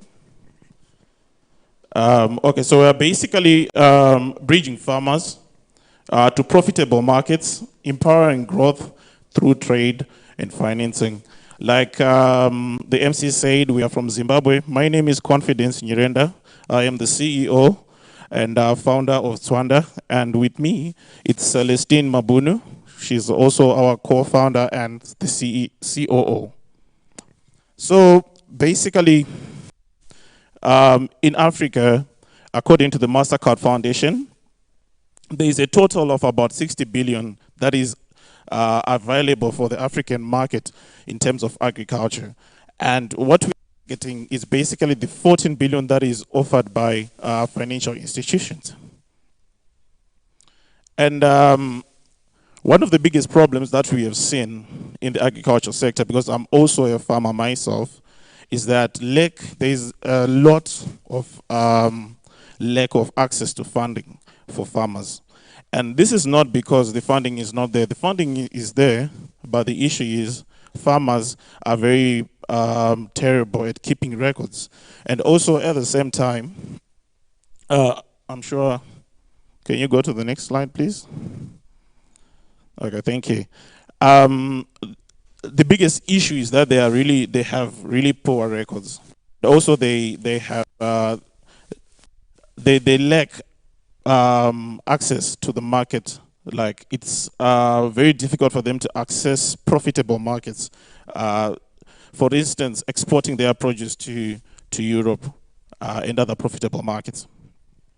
And at Rwanda, what we are basically doing is we have come up with a solution And this solution basically helps these farmers and us as Rwanda to connect them to financial institutions and help them to streamline their data or their records in a way so that it's easier for them to access loans without having to put a heavy cost or something of that sort. To the next slide, sir. Okay, like I said, we're also bridging them to the market, profitable markets. Can you go to the next slide? Thank you. So what we're building is basically a marketplace. And on this marketplace, a farmer can onboard their produce, whatever they are producing, and then we are the connectors, we connect them to profitable markets. Thank you. So in that process of connecting them to profitable markets, what we are basically going to do is we are going to record each and every transaction that they do. And in this way, when we have more data, we can then go to financial institutions, for instance, a bank or other global investors who are willing to invest in the agriculture sector, and they can easily get financing and scale their produce. And also, with this platform, we can easily create records that can lead to credit scoring, and also they can get financing. Next slide, please. And to date, since last year, we started in about October, we have managed to raise 8,000 in grant funds. We have onboarded 17 farmers. And next month, we are going to facilitate the first test trade between Zimbabwe and Botswana of about 200 tons of bananas. And we are also in the process of signing MOUs between the two countries so that we can facilitate that trade. And our sources of revenue basically is the sales of the products, settlement fees that we take from each trade, subscription fees from both organizations and farmers, and also the investment portfolio. Next slide. And this is just a summary of what we are looking forward to for the next 3 years in terms of revenue, gross profit, and gross profit, I mean. And this is just for one product, because we are going to be working with one product until we have really understood how things will go from now until the next 3 years. And because we are dealing with farmers mainly as our main customer, we are going to be targeting them through things like workshops, field days, which is basically where you find farmers mostly. And basically also work with trade associations, also attend trade shows, and also have local representatives. And this is how our roadmap looks like. And one key highlight there is the second quarter of 2024, we're going to also do the reverse. So we're actually going to start buying and selling agricultural implements from Europe into Africa. That will make it very easy for our farmers to access machinery once they want to scale their production. Next slide, please. And currently, we are looking to raise 200,000 in exchange for 10% equity, which will mainly go towards trade facilitation, research and development, marketing, and operations. And these are our main competitors. I think Umoja Lens was mentioned, which is also in Zimbabwe, and mainly this is the market that we are looking at the moment. So these are mainly from Zimbabwe, and TradeBricks is also from South Africa, but we are looking at working with them also in the future. And this is how Rwanda offers kind of a unique proposition as compared to the other companies that I spoke of. And we offer, our platform is completely decentralized. That means even the documentation, everything that happens on Rwanda, it happens on the blockchain. And we also offer credit financing, settlement, and some incentives for our farmers to farm sustainably. And this is our amazing team. Myself, Confidence Nyirenda. I am a software engineer, and also part-time, I am a farmer. And this is where I actually came up with the idea of building Rwanda, because I had personally faced this problem, and we actually started to build the solution based on a problem that we knew that it already exists in the market. And the co-founder, Celestine, she's a business developer. We have Enoch, who's in South Africa. She's a very great blockchain developer. And also we have a trade facilitation partner who's based in Europe. Thank you very much. And I think I'll take some questions. Okay, before we take some questions, I think there's a video that is supposed to be played. So this is just a demonstration of what we have built so far, our MVP, which we have also, let's say it is completely on the blockchain. So our website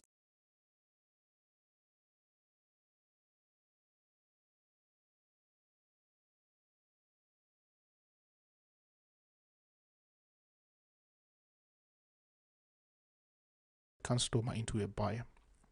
So they should be able to easily locate the marketplace. So we'll go ahead and click on the marketplace.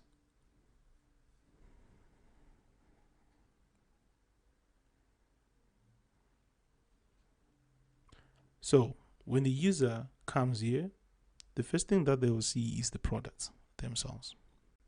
Here we only have 5 products. So even if they scroll down, they'll see that these are the only products that are available on the market. But let's say there were a lot of products, they'll have the ability to actually search for the product, the potatoes.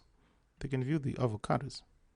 And they can go ahead and view the avocados that are available. So it provides them with extra pictures, the price per unit, and a full description of that fruit or produce that they are looking at. And again, some more details about that product. And if they are interested in proceeding with making a purchase, they just have to add the product to their cart. So here they'll just go ahead and say add to my Rwanda, but they cannot go ahead and do that if they are not logged in or they don't have an account. So the next thing that they have to do is to actually log in or create a new account. So we'll go ahead and do that.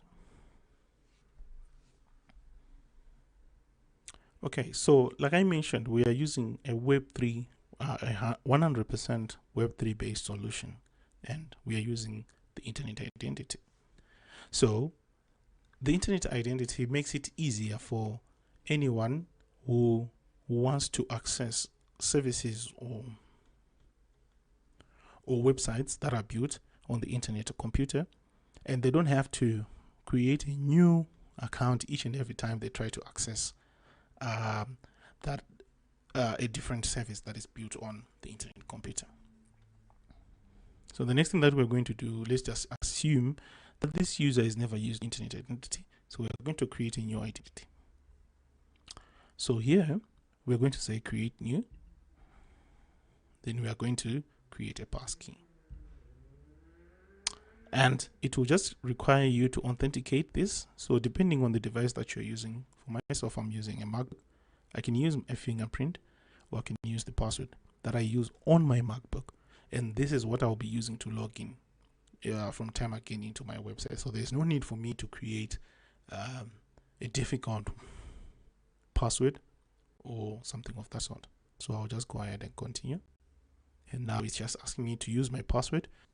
So again, it goes back to the view deal, and then he adds, goes to cart. Okay. He does 4 tons of avocados, places the order. Now it's creating the order.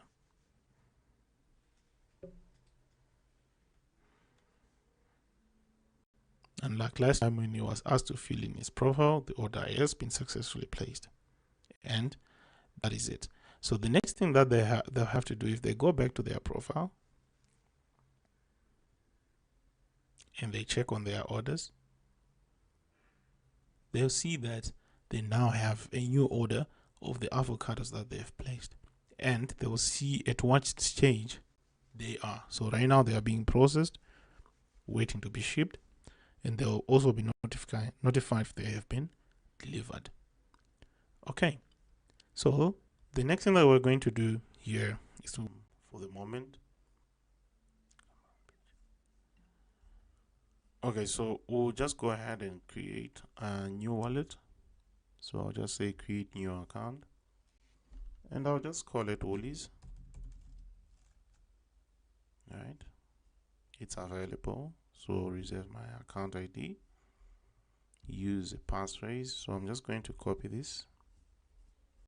You don't need to use this passphrase, it works nowhere. You cannot use this, just testing it. So I'll go ahead and save my keys to actually receiving some incentives from Rwanda. So we'll go ahead and connect in your wallet.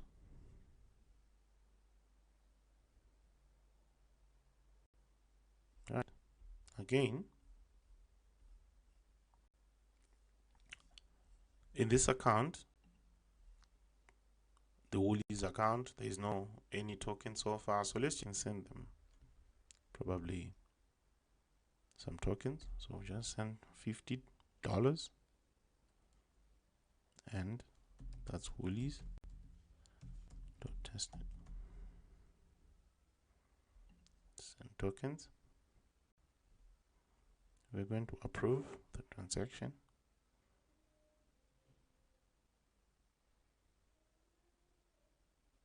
We'll just wait for that transaction to complete.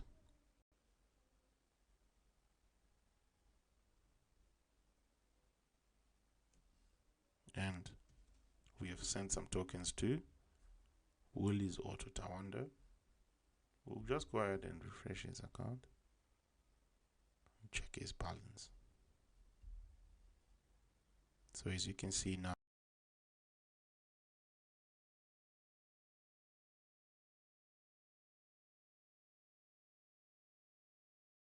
any questions from the audience? Yeah, sir. Yeah, thank you very much. So my question applies to all of you that are going to pitch. It would be great to really understand how blockchain is really applied in this particular solution. So it wasn't, unfortunately for me, it wasn't too clear. So it's not just to you, so it's to the teams that are coming to pitch afterwards as well.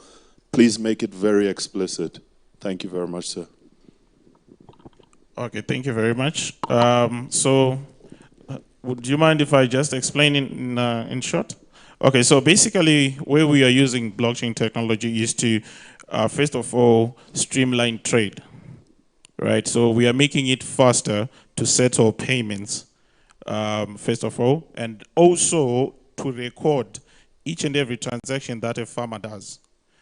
Why is it important? It's because we want to remove the burdensome process of having to submit collateral if you want to apply for a loan, right, for farmers. So instead of using a collateral, they can use the records of how they've performed in the past, say, 3 years.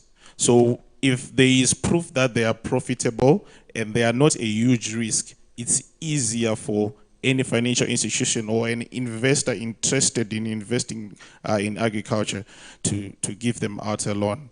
So basically that is what we are doing. So we are also working with financial institutions that already have a credit score system. So what we are just aggregating is the data, and then we feed it to their APIs in that way. I'm glad I answered it. Thank you.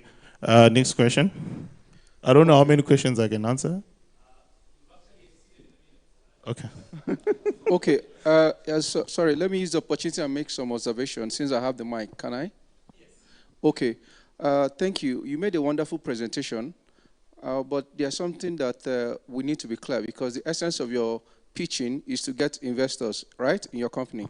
True. Now, you're asking for $200,000, but there's no basis of that request for 10%. How much is your company worth? How much are you bringing on the table? What's the essence of the $200,000 you're asking for? One.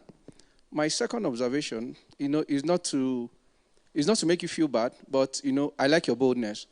But your CTO is by your side all through standing. What's that for? You didn't share the job. Let her talk. Boldness, shows that, we are true with this thing we are saying. So the essence of making this comment is just to inform you the essence why we are here. To invest. Is not to entertain us. Thank you. So please, do more job on getting the reason why we're here. Thank you. Thank you. I'm mainly here to answer the business questions because, like, as you've asked, I am more in position to answer about our valuation and all that. So that's why I didn't comment much on what you were saying. We needed to just get our demo and why we're here first out, and then I was going to take the questions from the floor. Thank you. And we can have a conversation, if you don't have time, about our valuations and how we got up to that amount. Thank you.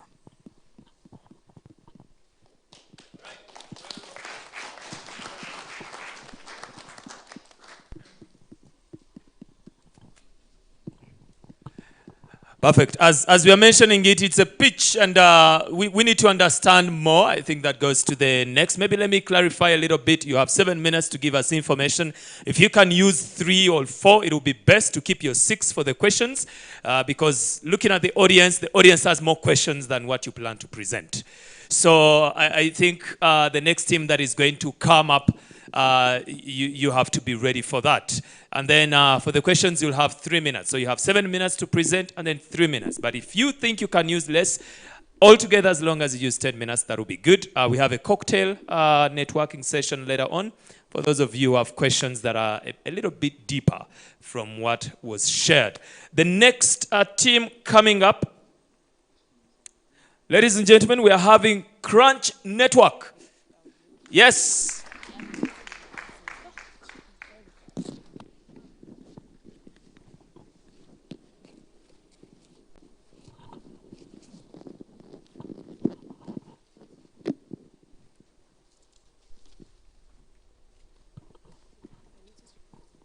Hello. Hello. Good evening, everyone. Good evening, everyone. So I'm going to start from, we all have that friend or close personnel who is always in need for financial assistance, either for, personal emergencies, to start a business, scale a business, manage a business. There's that one person. Sadly, in sub-Saharan Africa, there's this huge widespread problem. Over 44 million businesses lack access to affordable credit.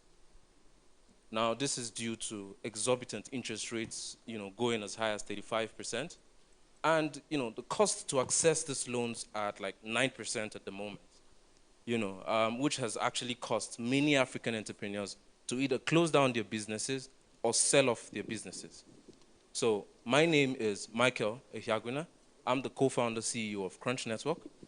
My name is Maina Brima. I'm the co-founder and CEO of Crunch Network. We have built a credit facility utilizing blockchain and AI integration. We would like to share our demo of how the product works. Please, could you play the demo?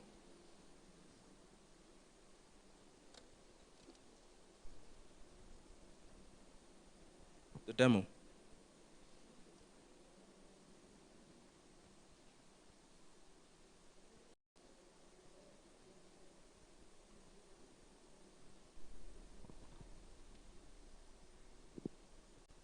So basically,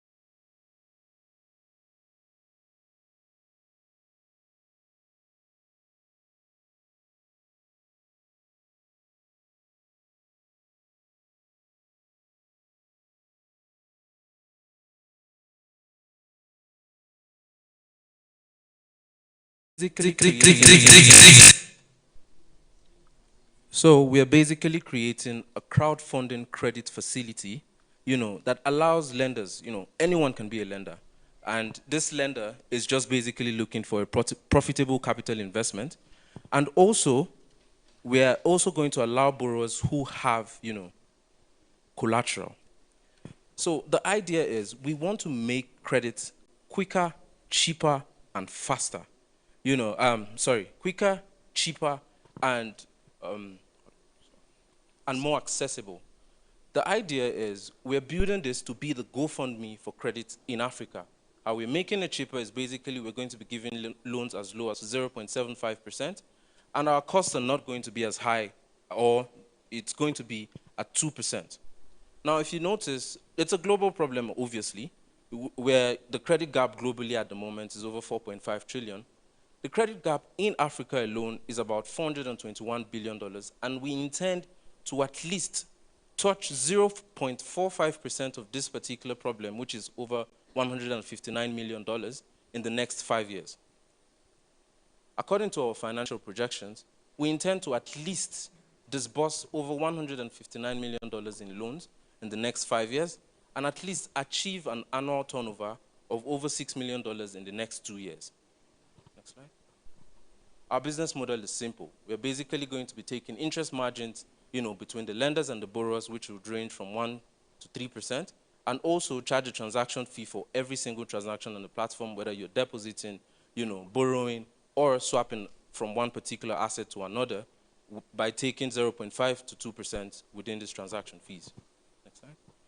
So our target audience is simple. We're targeting, crypto users, small businesses, and as well as employees. The idea is, please the next slide. To get to this particular audience, we have, designed a model where, of course, we're going to be using referral campaigns, and as well, we're going to be hitting associations of, small businesses, associations of employees, and also we are going to hit cooperatives to at least get right strategic partnerships that would allow us, push this particular product out, and also guerrilla marketing, digital marketing, which is, of course, going to be utilized. Next slide, please. So our growth metrics so far, what we have been able to do is, I'm glad to say, we have built the beta version of our MVP. And at the moment, we have gotten over 1,000 beta testers. We have over 3,000 people waitlisted at the moment. And we have also been able to raise a community of over 6,000 members within the last 1 year, 6 months that we have started building this particular product. Also, we currently have partnerships with BitKeep, HashX, which is an audit firm, and also women in DeFi, different communities within the Web3 space to achieve what we are building. So our team has diverse experience, in banking and finance, engineering, development in blockchain technology and AI, and as well as business ownership. Next slide. Our ask today is basically $200,000, and what we intend to do with this $200,000 is facilitate the audit of our MVP, also, develop the products by investing more in research and development, marketing as well, also to start the credit pool that we are going to begin with this particular application, and also legal and regulations very needed to achieve the right licenses we need for the business, and as well G&A. Thank you so much, and we would like you to join us on our quest to decentralizing credit in Africa.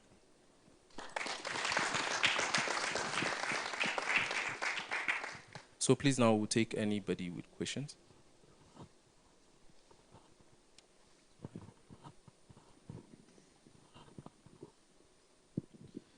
Hi, so I just have a quick question.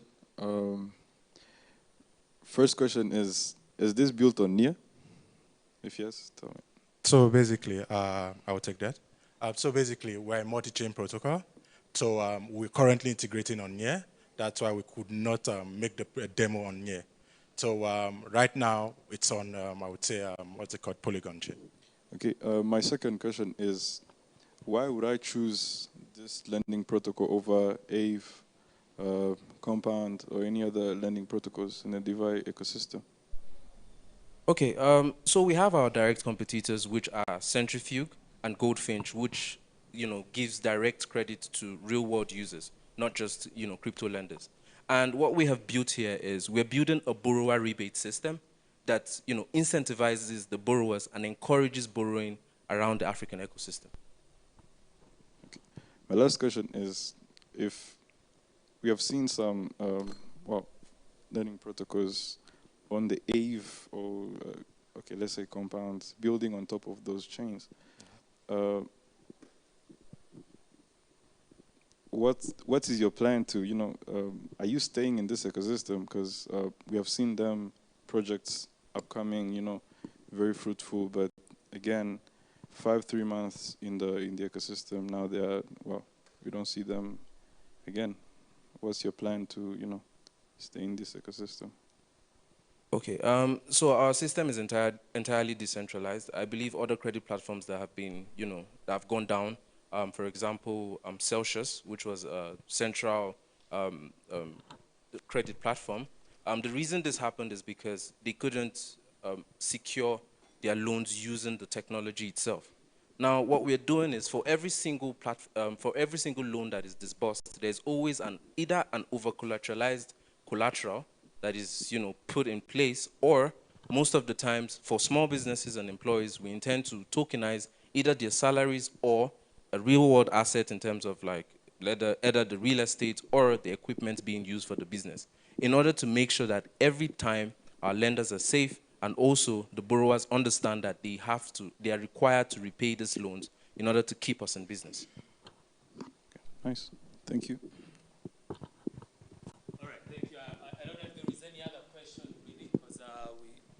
Running out of the 10 minutes that we provided.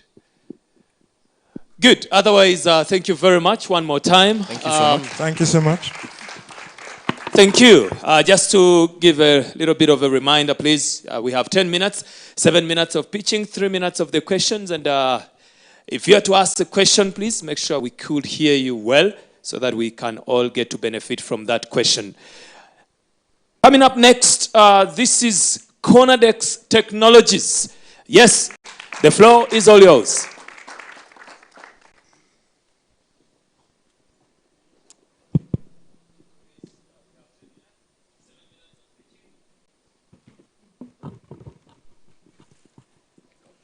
Hello, ladies and gentlemen. My name is Ugochukwu Okoro. I'm the CEO and the co-founder at Conadex Technologies. I have my business team lead here. My name is Ezike Chivike Anthony. Next slide, please. Companies, individuals, including decentralized organizations, remote workers, are confronted with substantial challenges in paying various clients, employees in multiple clicks. So imagine a company having employees trying to pay Mr. A, Mr. B, Mr. C, and trying to pay them singly and differently. You see that this will result in a very big multiple clicks, in the sense that he will pay Mr. A first, and he will pay Mr. B second, and he will pay Mr. B third. So this problem in these multiple clicks has actually resulted in high transaction fee incurred from these multiple clicks. Because as you are paying them individually, paying Mr. A, paying Mr. B, paying Mr. C, you see that you are paying transaction fee for each of these Mr. A and Mr. B. Also, inefficient manual payroll process has a very high security concern. And also, it causes loss in productivity and also delay in payment due to manual reconciliation. So as they are trying to do manual reconciliation due to this manual process, it causes a whole lot of loss in productivity. Next slide, please. Next slide, please. And that is why Conadex comes in. So Conadex has come here to solve this problem, to stop this problem. So Conadex is an automated Web3 payroll and invoicing system that enables these businesses, individuals, to be able to generate a compliance invoicing, pay their staff, automate their payroll process instead of using the manual process, automate their process, and also receive payments in a seamless way. So Conadex has come to solve this problem in various ways, including compliant invoicing between the client and the customer or the freelancer. It has also come to automate these manual payroll processes. And also, it has also come to enable remote staff, which we have here. We have freelancers here, to be able to receive their payments seamlessly from these their clients. Next slide, please. Next slide. In the long run, Conadex aim to be the global leader in Web3 payroll and invoicing solution. And also, in the long run also, Conadex will empower businesses to thrive in this digital economy. And we have a projected value of the company in the next 5 years to be $5.9 million.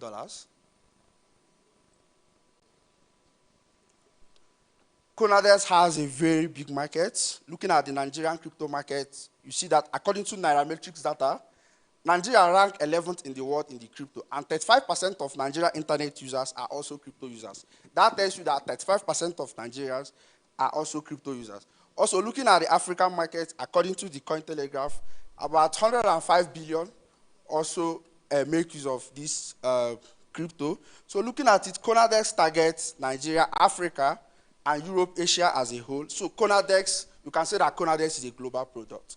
So our end users include remote workers, which we have here, DeFi companies, decentralized organizations, other tech startups, accountants. Next slide. Conadex has various ways of making their revenue, which include invoice transaction. So when a client or an employee or a freelancer pays for an invoice, Conadex charges a transaction fee on that. And also merchant subscription. Merchants can decide to pay for subscription if they want to do their payrolling process. And also invoice payment and also being able to receive payment. Conadex takes their own transaction charges. Next slide. We have been able to compare Conadex with other reputable companies that offer similar services to Conadex. And we have been able to compare it with Bitwage, Request Finance, Dale, Papaya Global. And Conadex has been able to emerge in a very good advantage in the price index by 1%. Request Finance has 3% in the price, that's the transaction charge, the price index. Conadex offers API integration. So Conadex is extensible. Businesses and users can be able to extend Conadex into their application. Next slide.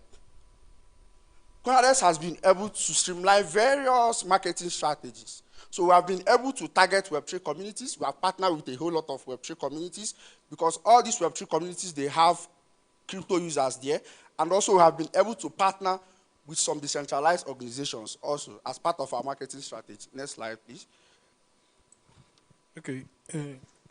Thank you. My name is Ezike Chibik Anthony. I'm here to take you down the lane of our milestone. Currently, we have already launched our MVP beta test, and over 248 personal accounts have already been onboarded on our product. These personal accounts are these are suppliers, DeFi suppliers, accountants, and as well as our freelancers have also been onboarded on our product. So Conadex as well, we are going to launch our product this year. Going live, you are going live probably this year, August 2023. Next slide. So currently, Conadex is valued at $2.6 billion, and we are currently raising $150,000 at equity of 5.9% to scale up our users and also expand to various countries as well. So at Conadex, we have been able to do some financial projection. At year one, you see that we're having average monthly revenue of $6,000 at a cost of recurring cost at $10,000 in the year one. So looking at the projection, you see as the revenue will increase. Looking at the year five, you see that we are having an average revenue monthly at $178,000, and the cost and expenses are $17,000. So looking at the team, I'm the CEO and the co-founder. I have over 8 years working experience, also an adept entrepreneur. I've worked in different companies in different continents. I have my CTO here. Unfortunately, he's not here. He's completing his master's exam in USA. So he's a cum laude graduate from computer science and also trying to complete his computer science master's in USA also. Thank you for that. Please, can we go over to the demo, the video demo?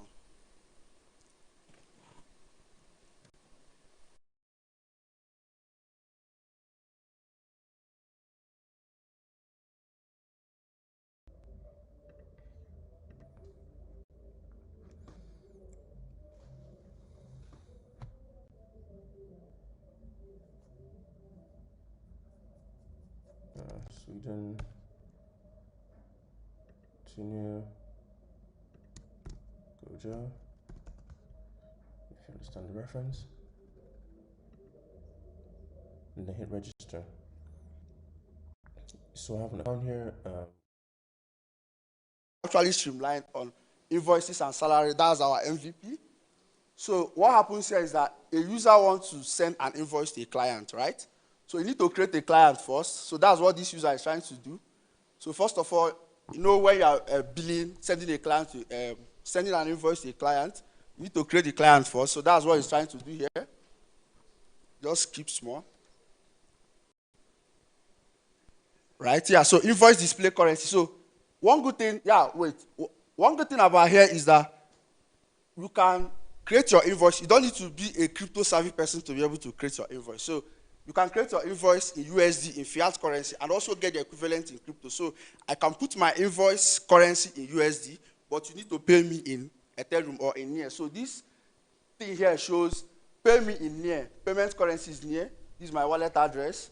This is the description of the item. So this is where you preview the invoice, right? Fast forward a bit.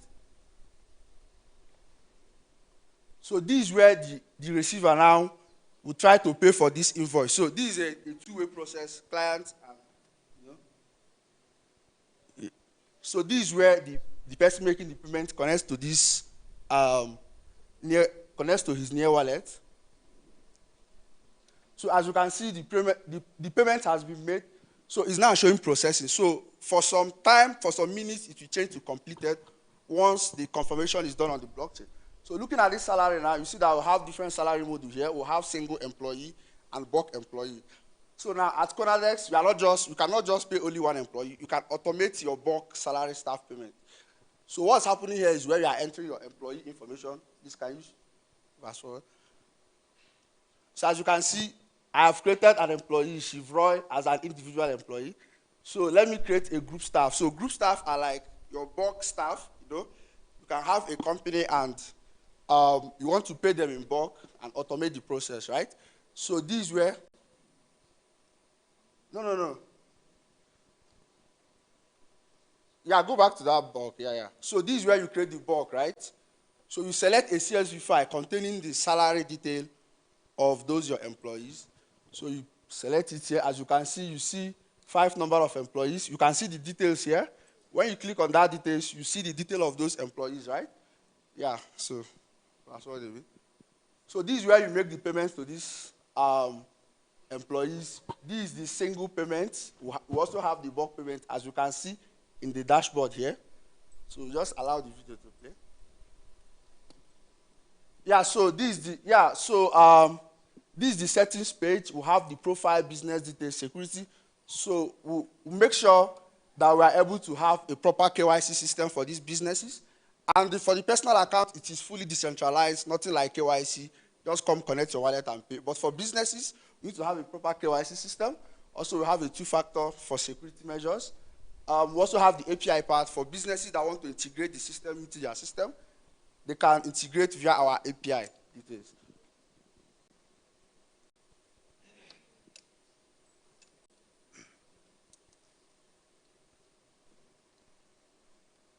So these are the API keys that businesses can use to integrate Conadex into your platform.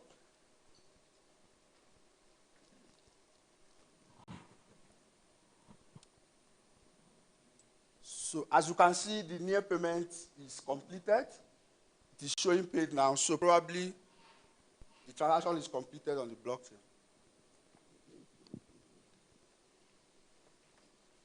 So thank you very much. All right. Thank you very much. Thank you very much. Is anybody in the room with a question? Please feel free if you have a question. We can shoot one. All right. Looks like you did an amazing job. That shows you explained everything. Thank you very much. You're welcome. Thank you. Well, just to remind you, we'll have a networking session later on. We have some good music, cocktail setup, and you can ask those questions that you would love to know. We have 2 more to go, and up next is Pharmalink.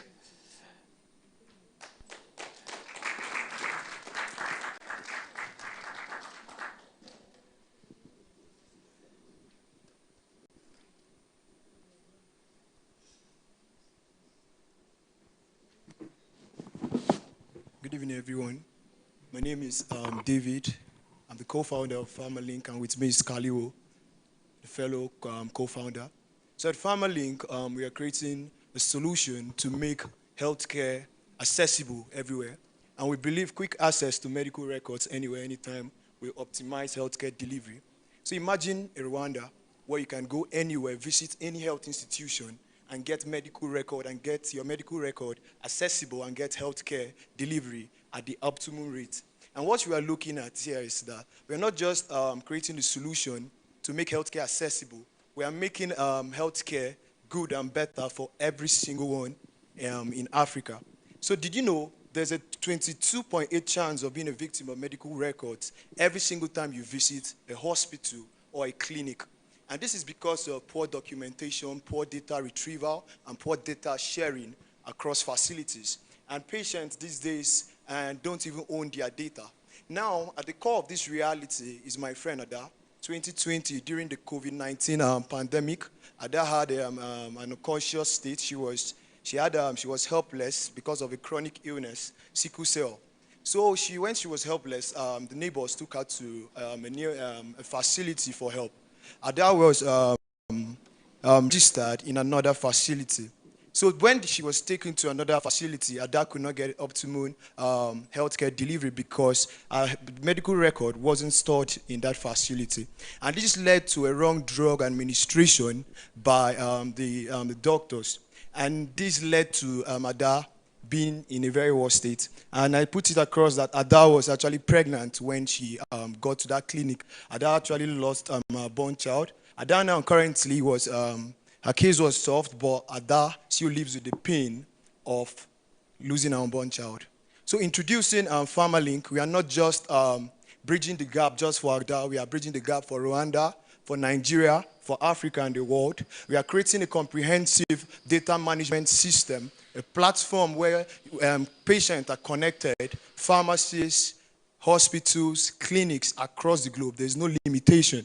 So our market opportunity here is, we are looking at a target market of 1 billion, and currently Nigeria has a 90% out of pocket expenditure, and over 8 million of its population having access to the internet.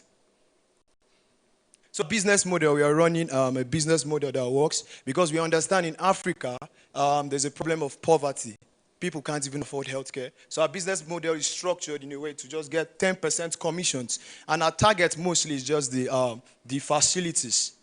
And while the patient is actually our secondary customers. Our channels include social media ads and word of mouth. Word of mouth here, we are targeting more of young pharmacists, young medical doctors. Because currently the youth of Africa is actually the workforce of Africa, especially when it comes to the medical part.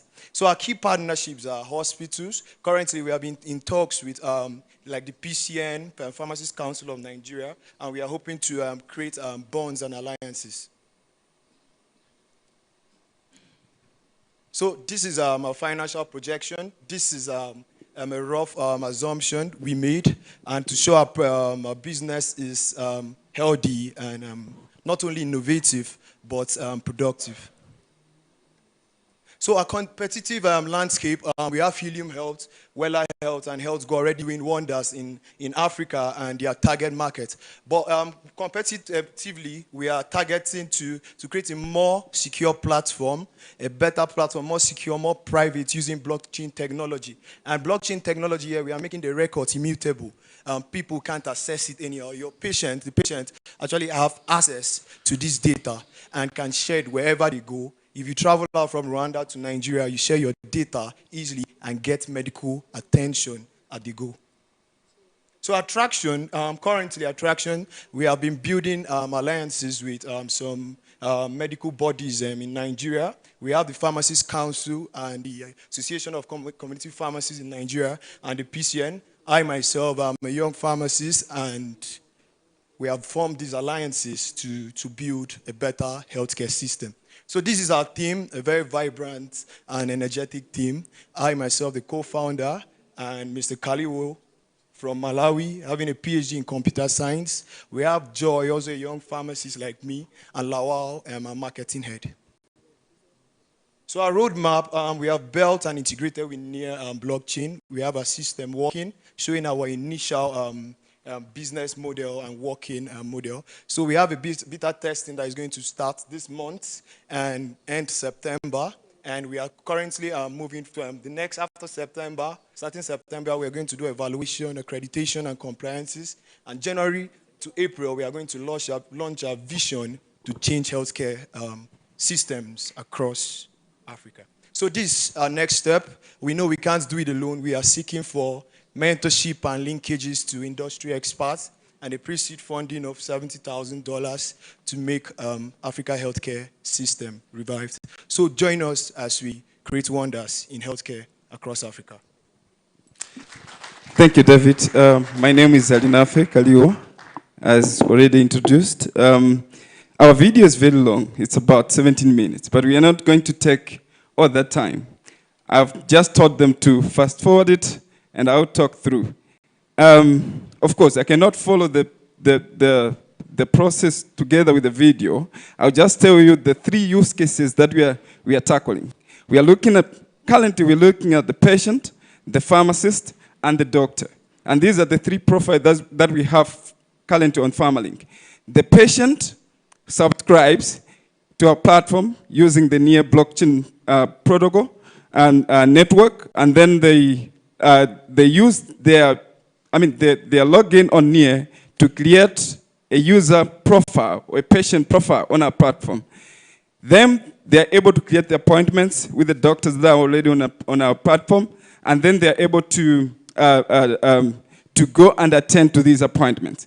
The doctor now also does the same. They create the account through the near network, and then they fill in all the details, and then it goes to cross-checking of their medical practitioner documents and everything, and then they're given access to the system.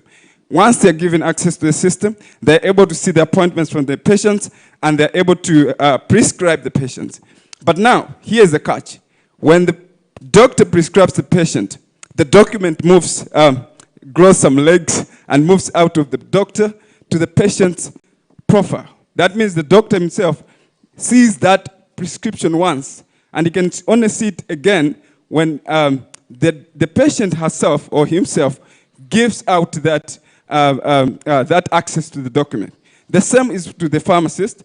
The pharmacist also creates the profile in the same way, but when they want to sell their medicine, now the patient has to give access to the prescription, and then the pharmacist is going to treat the patient, and then is going to the patient is going to pay in near. Now we are trying with native, but then he can pay with anything, but the system will be able to change to the tokens available at such point of, when the platform is ready. So that's a brief, outlook of how the system works. I've just made this fast forwarded so that maybe we are good in time. Thank you so much. No, thank you very much for respecting the time. And if anyone has a question, please feel free to raise your hand. A gentleman has a question there. All right, you have the mic. Perfect. Hello, my name is Sango. I'm the CEO of FutureWay. So now I have a question for you. Your product looks great, but the running curve. This is a product which is going to be in the hands of the whole public, right? So even Web 2 is confusing for some people. So Web 3, the running curve is too big. How are you going to make people use your product? The scalability product, and also if it's going to be used by many people, one of the challenges we are facing in Web 3 and blockchain at most is that when you are accessing various transactions at once, it's slow. So what's your point on that? All right, so we thought about all those challenges, and we opted to keep most of our documents on the server, but then keep the the direct links to these documents on the chain. That in some way solves an issue of you tracking down all the details about the document, and then you're just querying for a link which is now lying on this whose document details are lying on the server. So we are providing it that way. What other question? The line. Yes. So my question has to do with duplication. I'm concerned about that because there are already some of these healthcare providers. They already have systems that they are running. They, of course, many of them do not have the security feature of the blockchain that you're introducing. So there is going to be that challenge. Some have invested a lot of money into those systems. So how do you convince them to switch? And then how do you address this issue of duplication of what you're offering already been existing, except, of course, without the blockchain security feature? Yeah, I think that's a very good take. And we have thought about that. Obviously, we are relying on the, I think blockchain it's dependent on you, on how you keep your security, your security credentials and things that give you access to your ledgers. So we are banking on that. Mainly, we are keeping our servers very secure on the cloud, using every security protocol that we can have, so we remain secure. As of now, we are still actually looking at all the legislations that are there from country to country or on a global scale, to see how we can make our solution adaptable, even in the environment in many countries. Also, in the area of duplication of solutions, since we are just using blockchain, so we had a talk that collaboration is the new competition. So our idea here is to collaborate. We are bringing systems together. We don't even mind partnering with Helium Health to create a better system. Thank you. All right, thank you very much. Okay, I understand we have more questions, but timing-wise, it wouldn't be fair to other contestants. But hey, feel free. I think the gentleman there has a question. If I was you, there is a free seat. I would sit next to them and get to answer it as we go. All right, perfect. Just to go on the last one, ladies and gentlemen. Torabal, yes.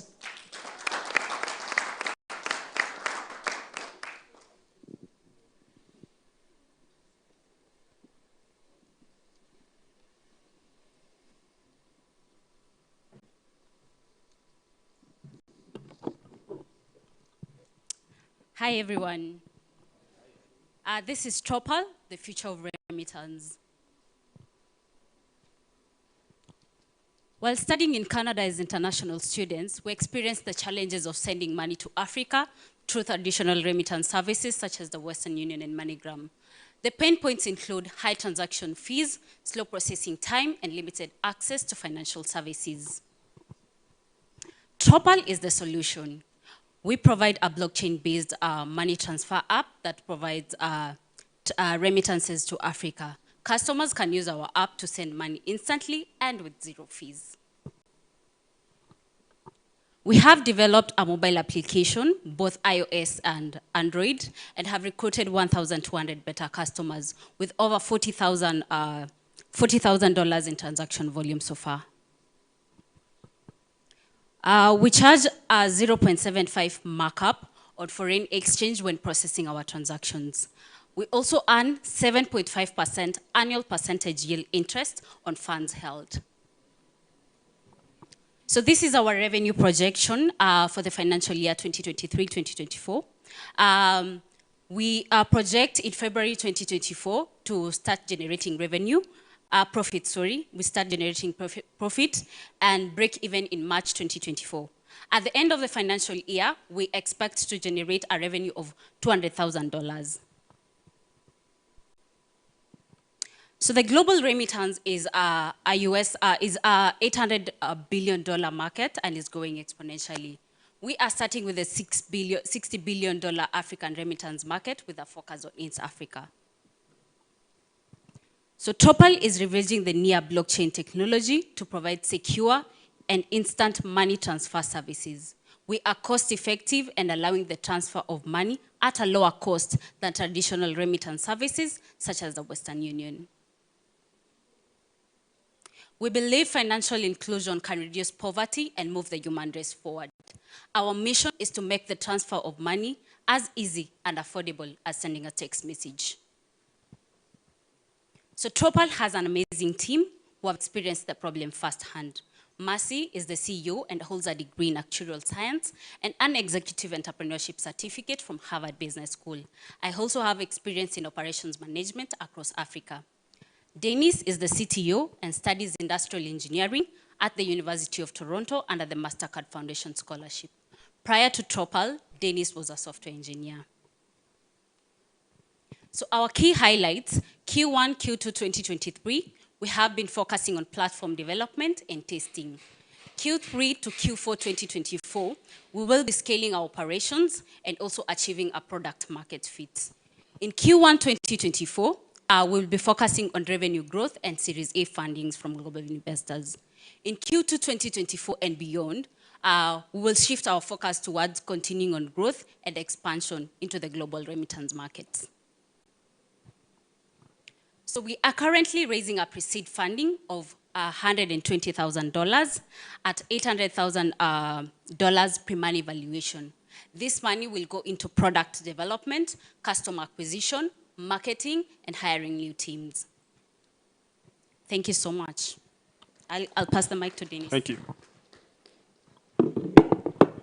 So I'll take you through the demo. It's a concise demo for our product.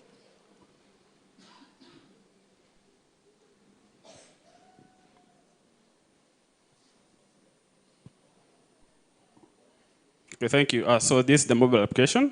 So this is the first interface, transactions. We have the profile.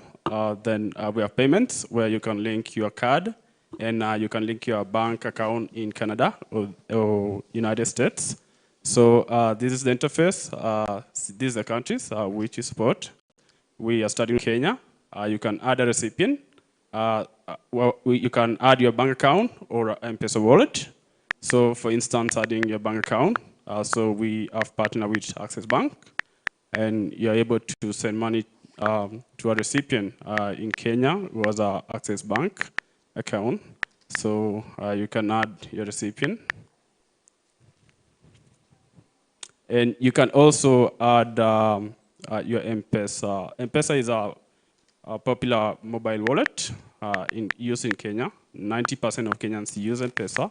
So you can add a recipient to receive money through M-Pesa. So we are leveraging the API to facilitate that fund disbursement. So you can enter the phone number and save. And if you want to send money now, it's very easy. You just enter the recipient. For instance, that's M-Pesa. Enter the amount you want to send and just click send. So we have done the heavy lifting on the backend side. We leverage the near token liquidity and through a partnership with our partner in New York, Epiphany. We have done the integrations on the backend side.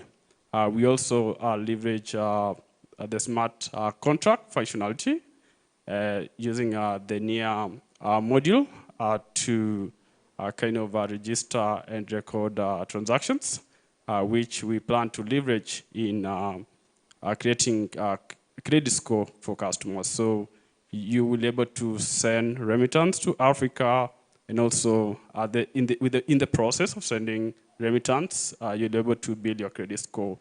So thank you very much. We look forward to answering any question. All right, we have a question there. I'll ask you personally to speak a little bit louder. You were very slow the last question you asked. Yeah, the volume was very down. All right.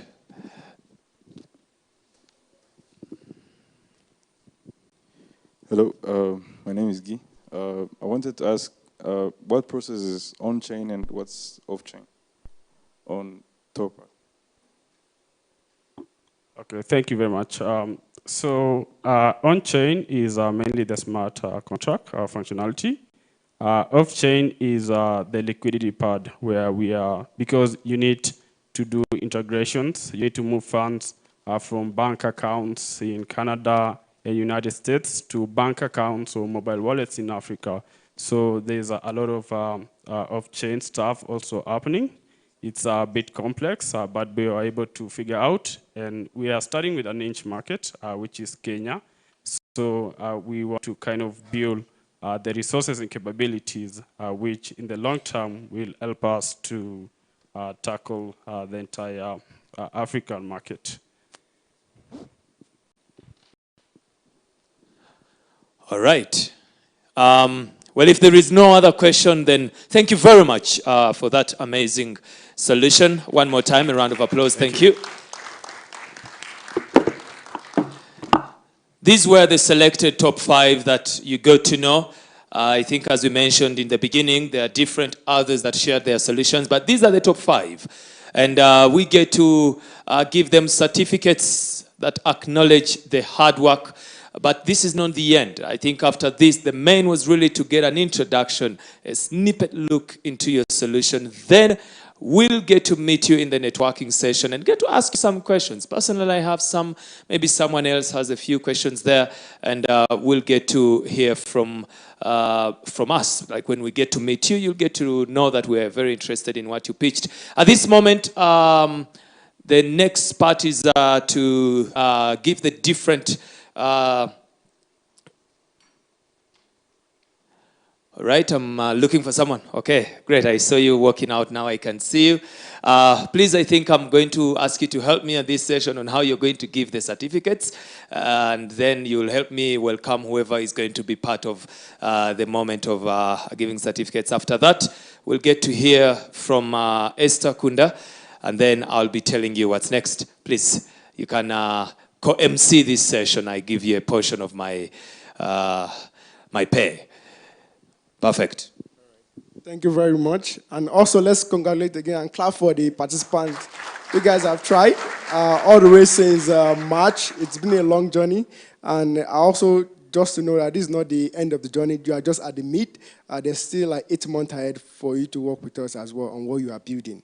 So, but at this point, we still like to certify that you are able to pass through the incubation program successfully. And to join me to get this done is Mr. Ernest Sibonama, our education director at Africa Blockchain Institute, to present your certificate for the Africa Blockchain Incubation Program 2023.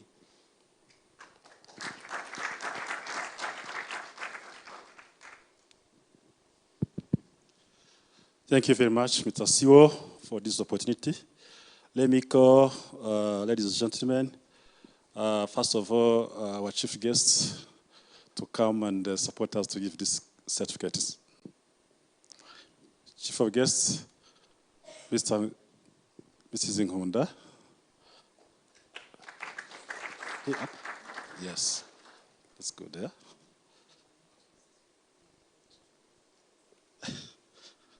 This one.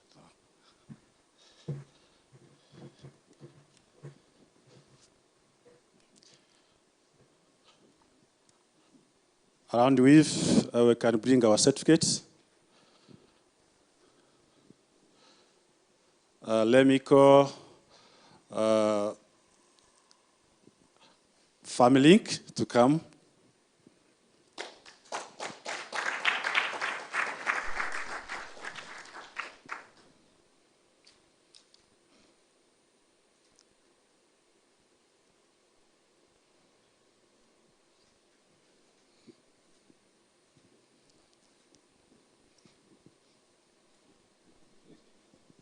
Yes.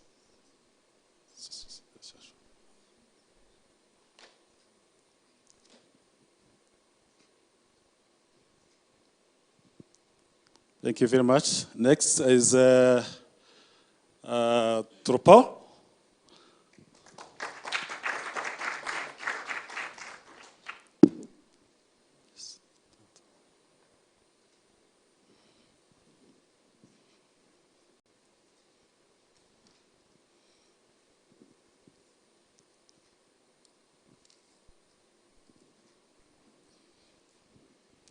Next is Conadex.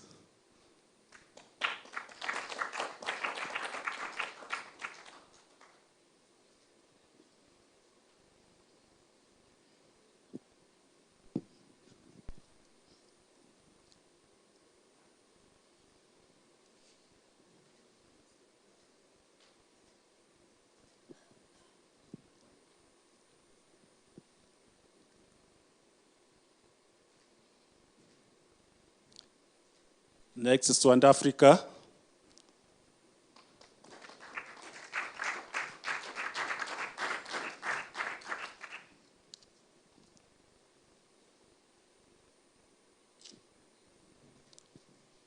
And last not least is Ranch Network.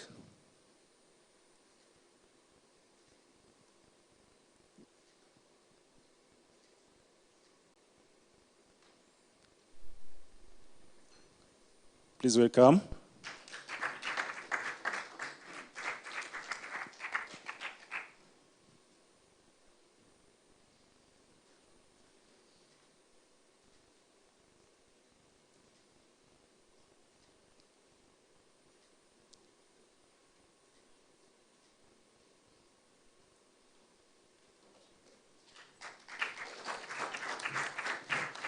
Thank you very much. Next is your MC. Thank you very much.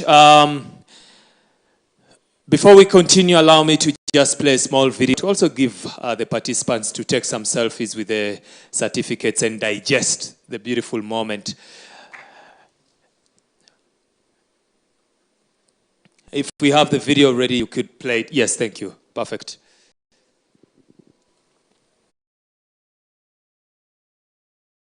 Hello, ladies and gentlemen.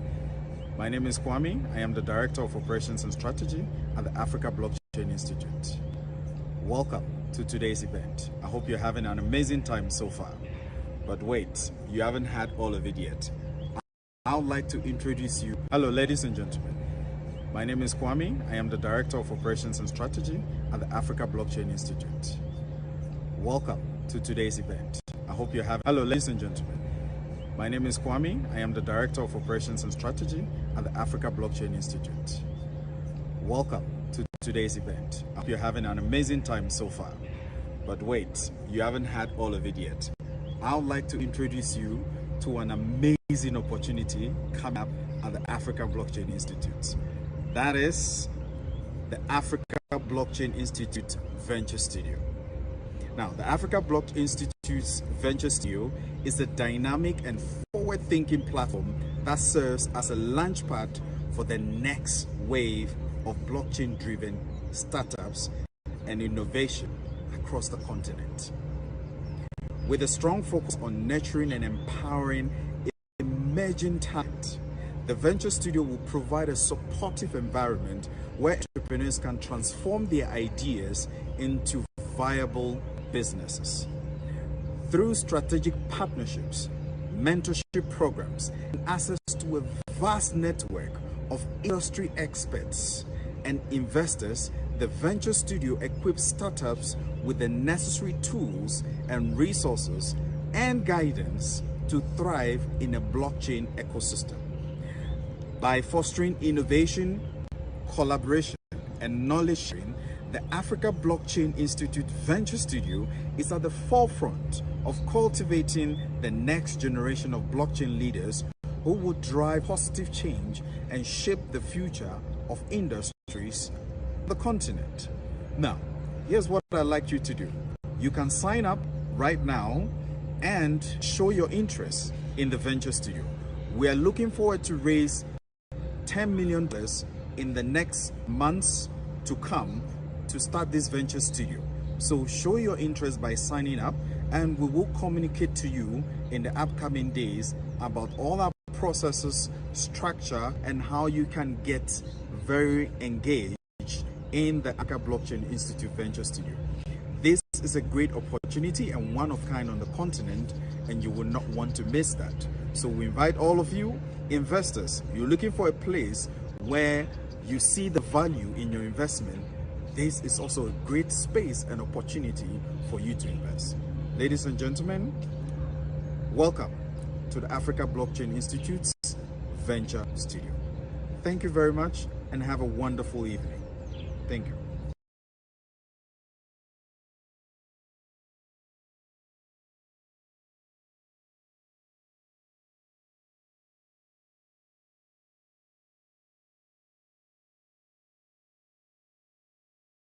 Today, I would love Esther Kunda to take us in the closing moment as she delivers her remarks.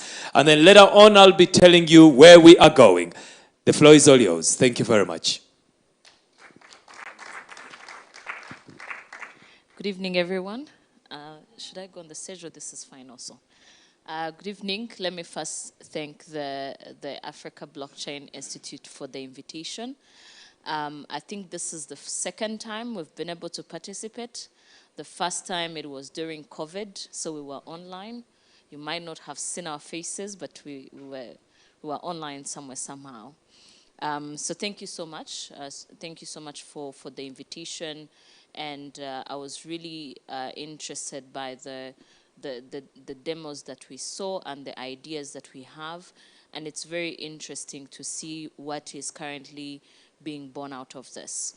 So just a quick, maybe when every single time people talk about blockchain, I think the panel talked about it so much. There's blockchain equal to cryptocurrency or blockchain, and that's mostly what people are interested in.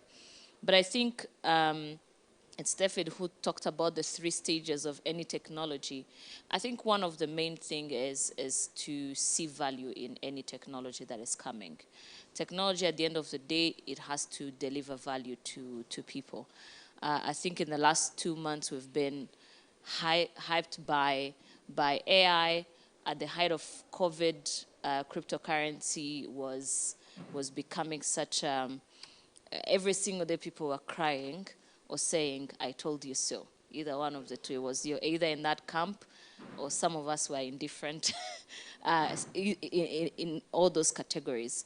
But I think one of the main things, especially when I look at a technology like blockchain, in Africa mostly, a lot of people are going to go online using smartphones. It's the first time that they're going to be using it. They're going to be bombarded by different technologies. And trust on the internet is not such a, it's something that is very hard to come by, right? Trust is a very thing to come by. When you see, for example, Rwanda implementing something that like land transfer using blockchain, is to be able to start testing things of saying, one day I chatted with a quick story around land titles, about how land titles were transferred between people. It used to be 2 people sitting in one office with a safe, with a 4-code, If you wanted to check out the original copy of your land title, one person would go out, the person who has the first part of the code would come and enter it, get out, the second person comes in, opens it, puts in the second part of the code, and opens it. Because land titles, it's essentially what we have. If you're a country, your people need to have access to land, etc., etc. So how does that trust then come online? When you're on internet, how do you build that trust? When you're a farmer and you're getting, or you're crowdfunding for funding, how do you know if the person you're giving 5,000 Rwandan francs is actually using it, is getting to the right person if you're not seeing them physically?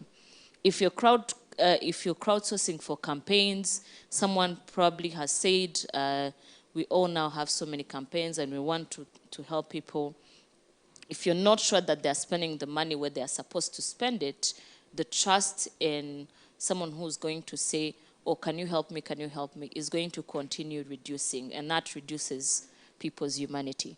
So I think at the end of the day, technology, and as we grow into the digital economy, it's very important that that what makes us human, we can be able to export it online. We can be able to export it in the digital economy.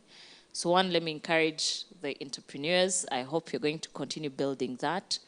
More specifically on blockchain, I think for people to disassociate or even really understand the technology in itself, we need to see solutions that are outside of cryptocurrencies. For me, that's what I'm advocating for.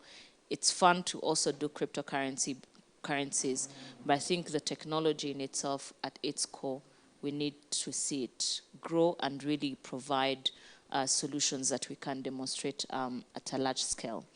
So thank you very much for the invitation. Hopefully, one other thing that I would like to commend is around the research that is being done. It's always very important to tell the stories that we do have, because sometimes we'll still be evaluated on if we don't have landlines or not, right? And that's not our growth or the growth that we want. So when we say we leapfrog, we solve the problems that we need to solve, contributing to things like the research that David is leading is very, very important for us to do. So thank you again for the invitation, and for all of you for being here. I've seen a couple of people that may be interested to see this solution grow. I will not call them out, but hopefully they'll be talking to some of the entrepreneurs here. So thank you once again, and happy cocktail, Arthur. Thank you very much. Well, I love that we need to bring what makes us human into the technology world, but also keep it connected to who we are. I think that's a beautiful thing to go with. We're going to take a photo. In Rwanda, we have a saying, "Na photo na chabaye." Without a photo, nothing happened. In fact, you'll go home, you'll be like, I was there. Where? In Africa, without a photo, am I lying, Banner Boy? By the way, you look like Banner Boy. I'm sorry. I kept looking at you. All right. Let me have everyone that has a certificate to please come at the front. Let me also have our dear guests and the different executive team from the Blockchain Incubation Program also. And let me also have the different panelists, the people we had on the panel. Let's have a photo together and get to remember such a wonderful moment. Now, I've asked people to be part of the photos, and I've never told them which one is the main camera. And before you know it, the photo comes out and everyone has a different destination of where they are looking at. So the camera is this.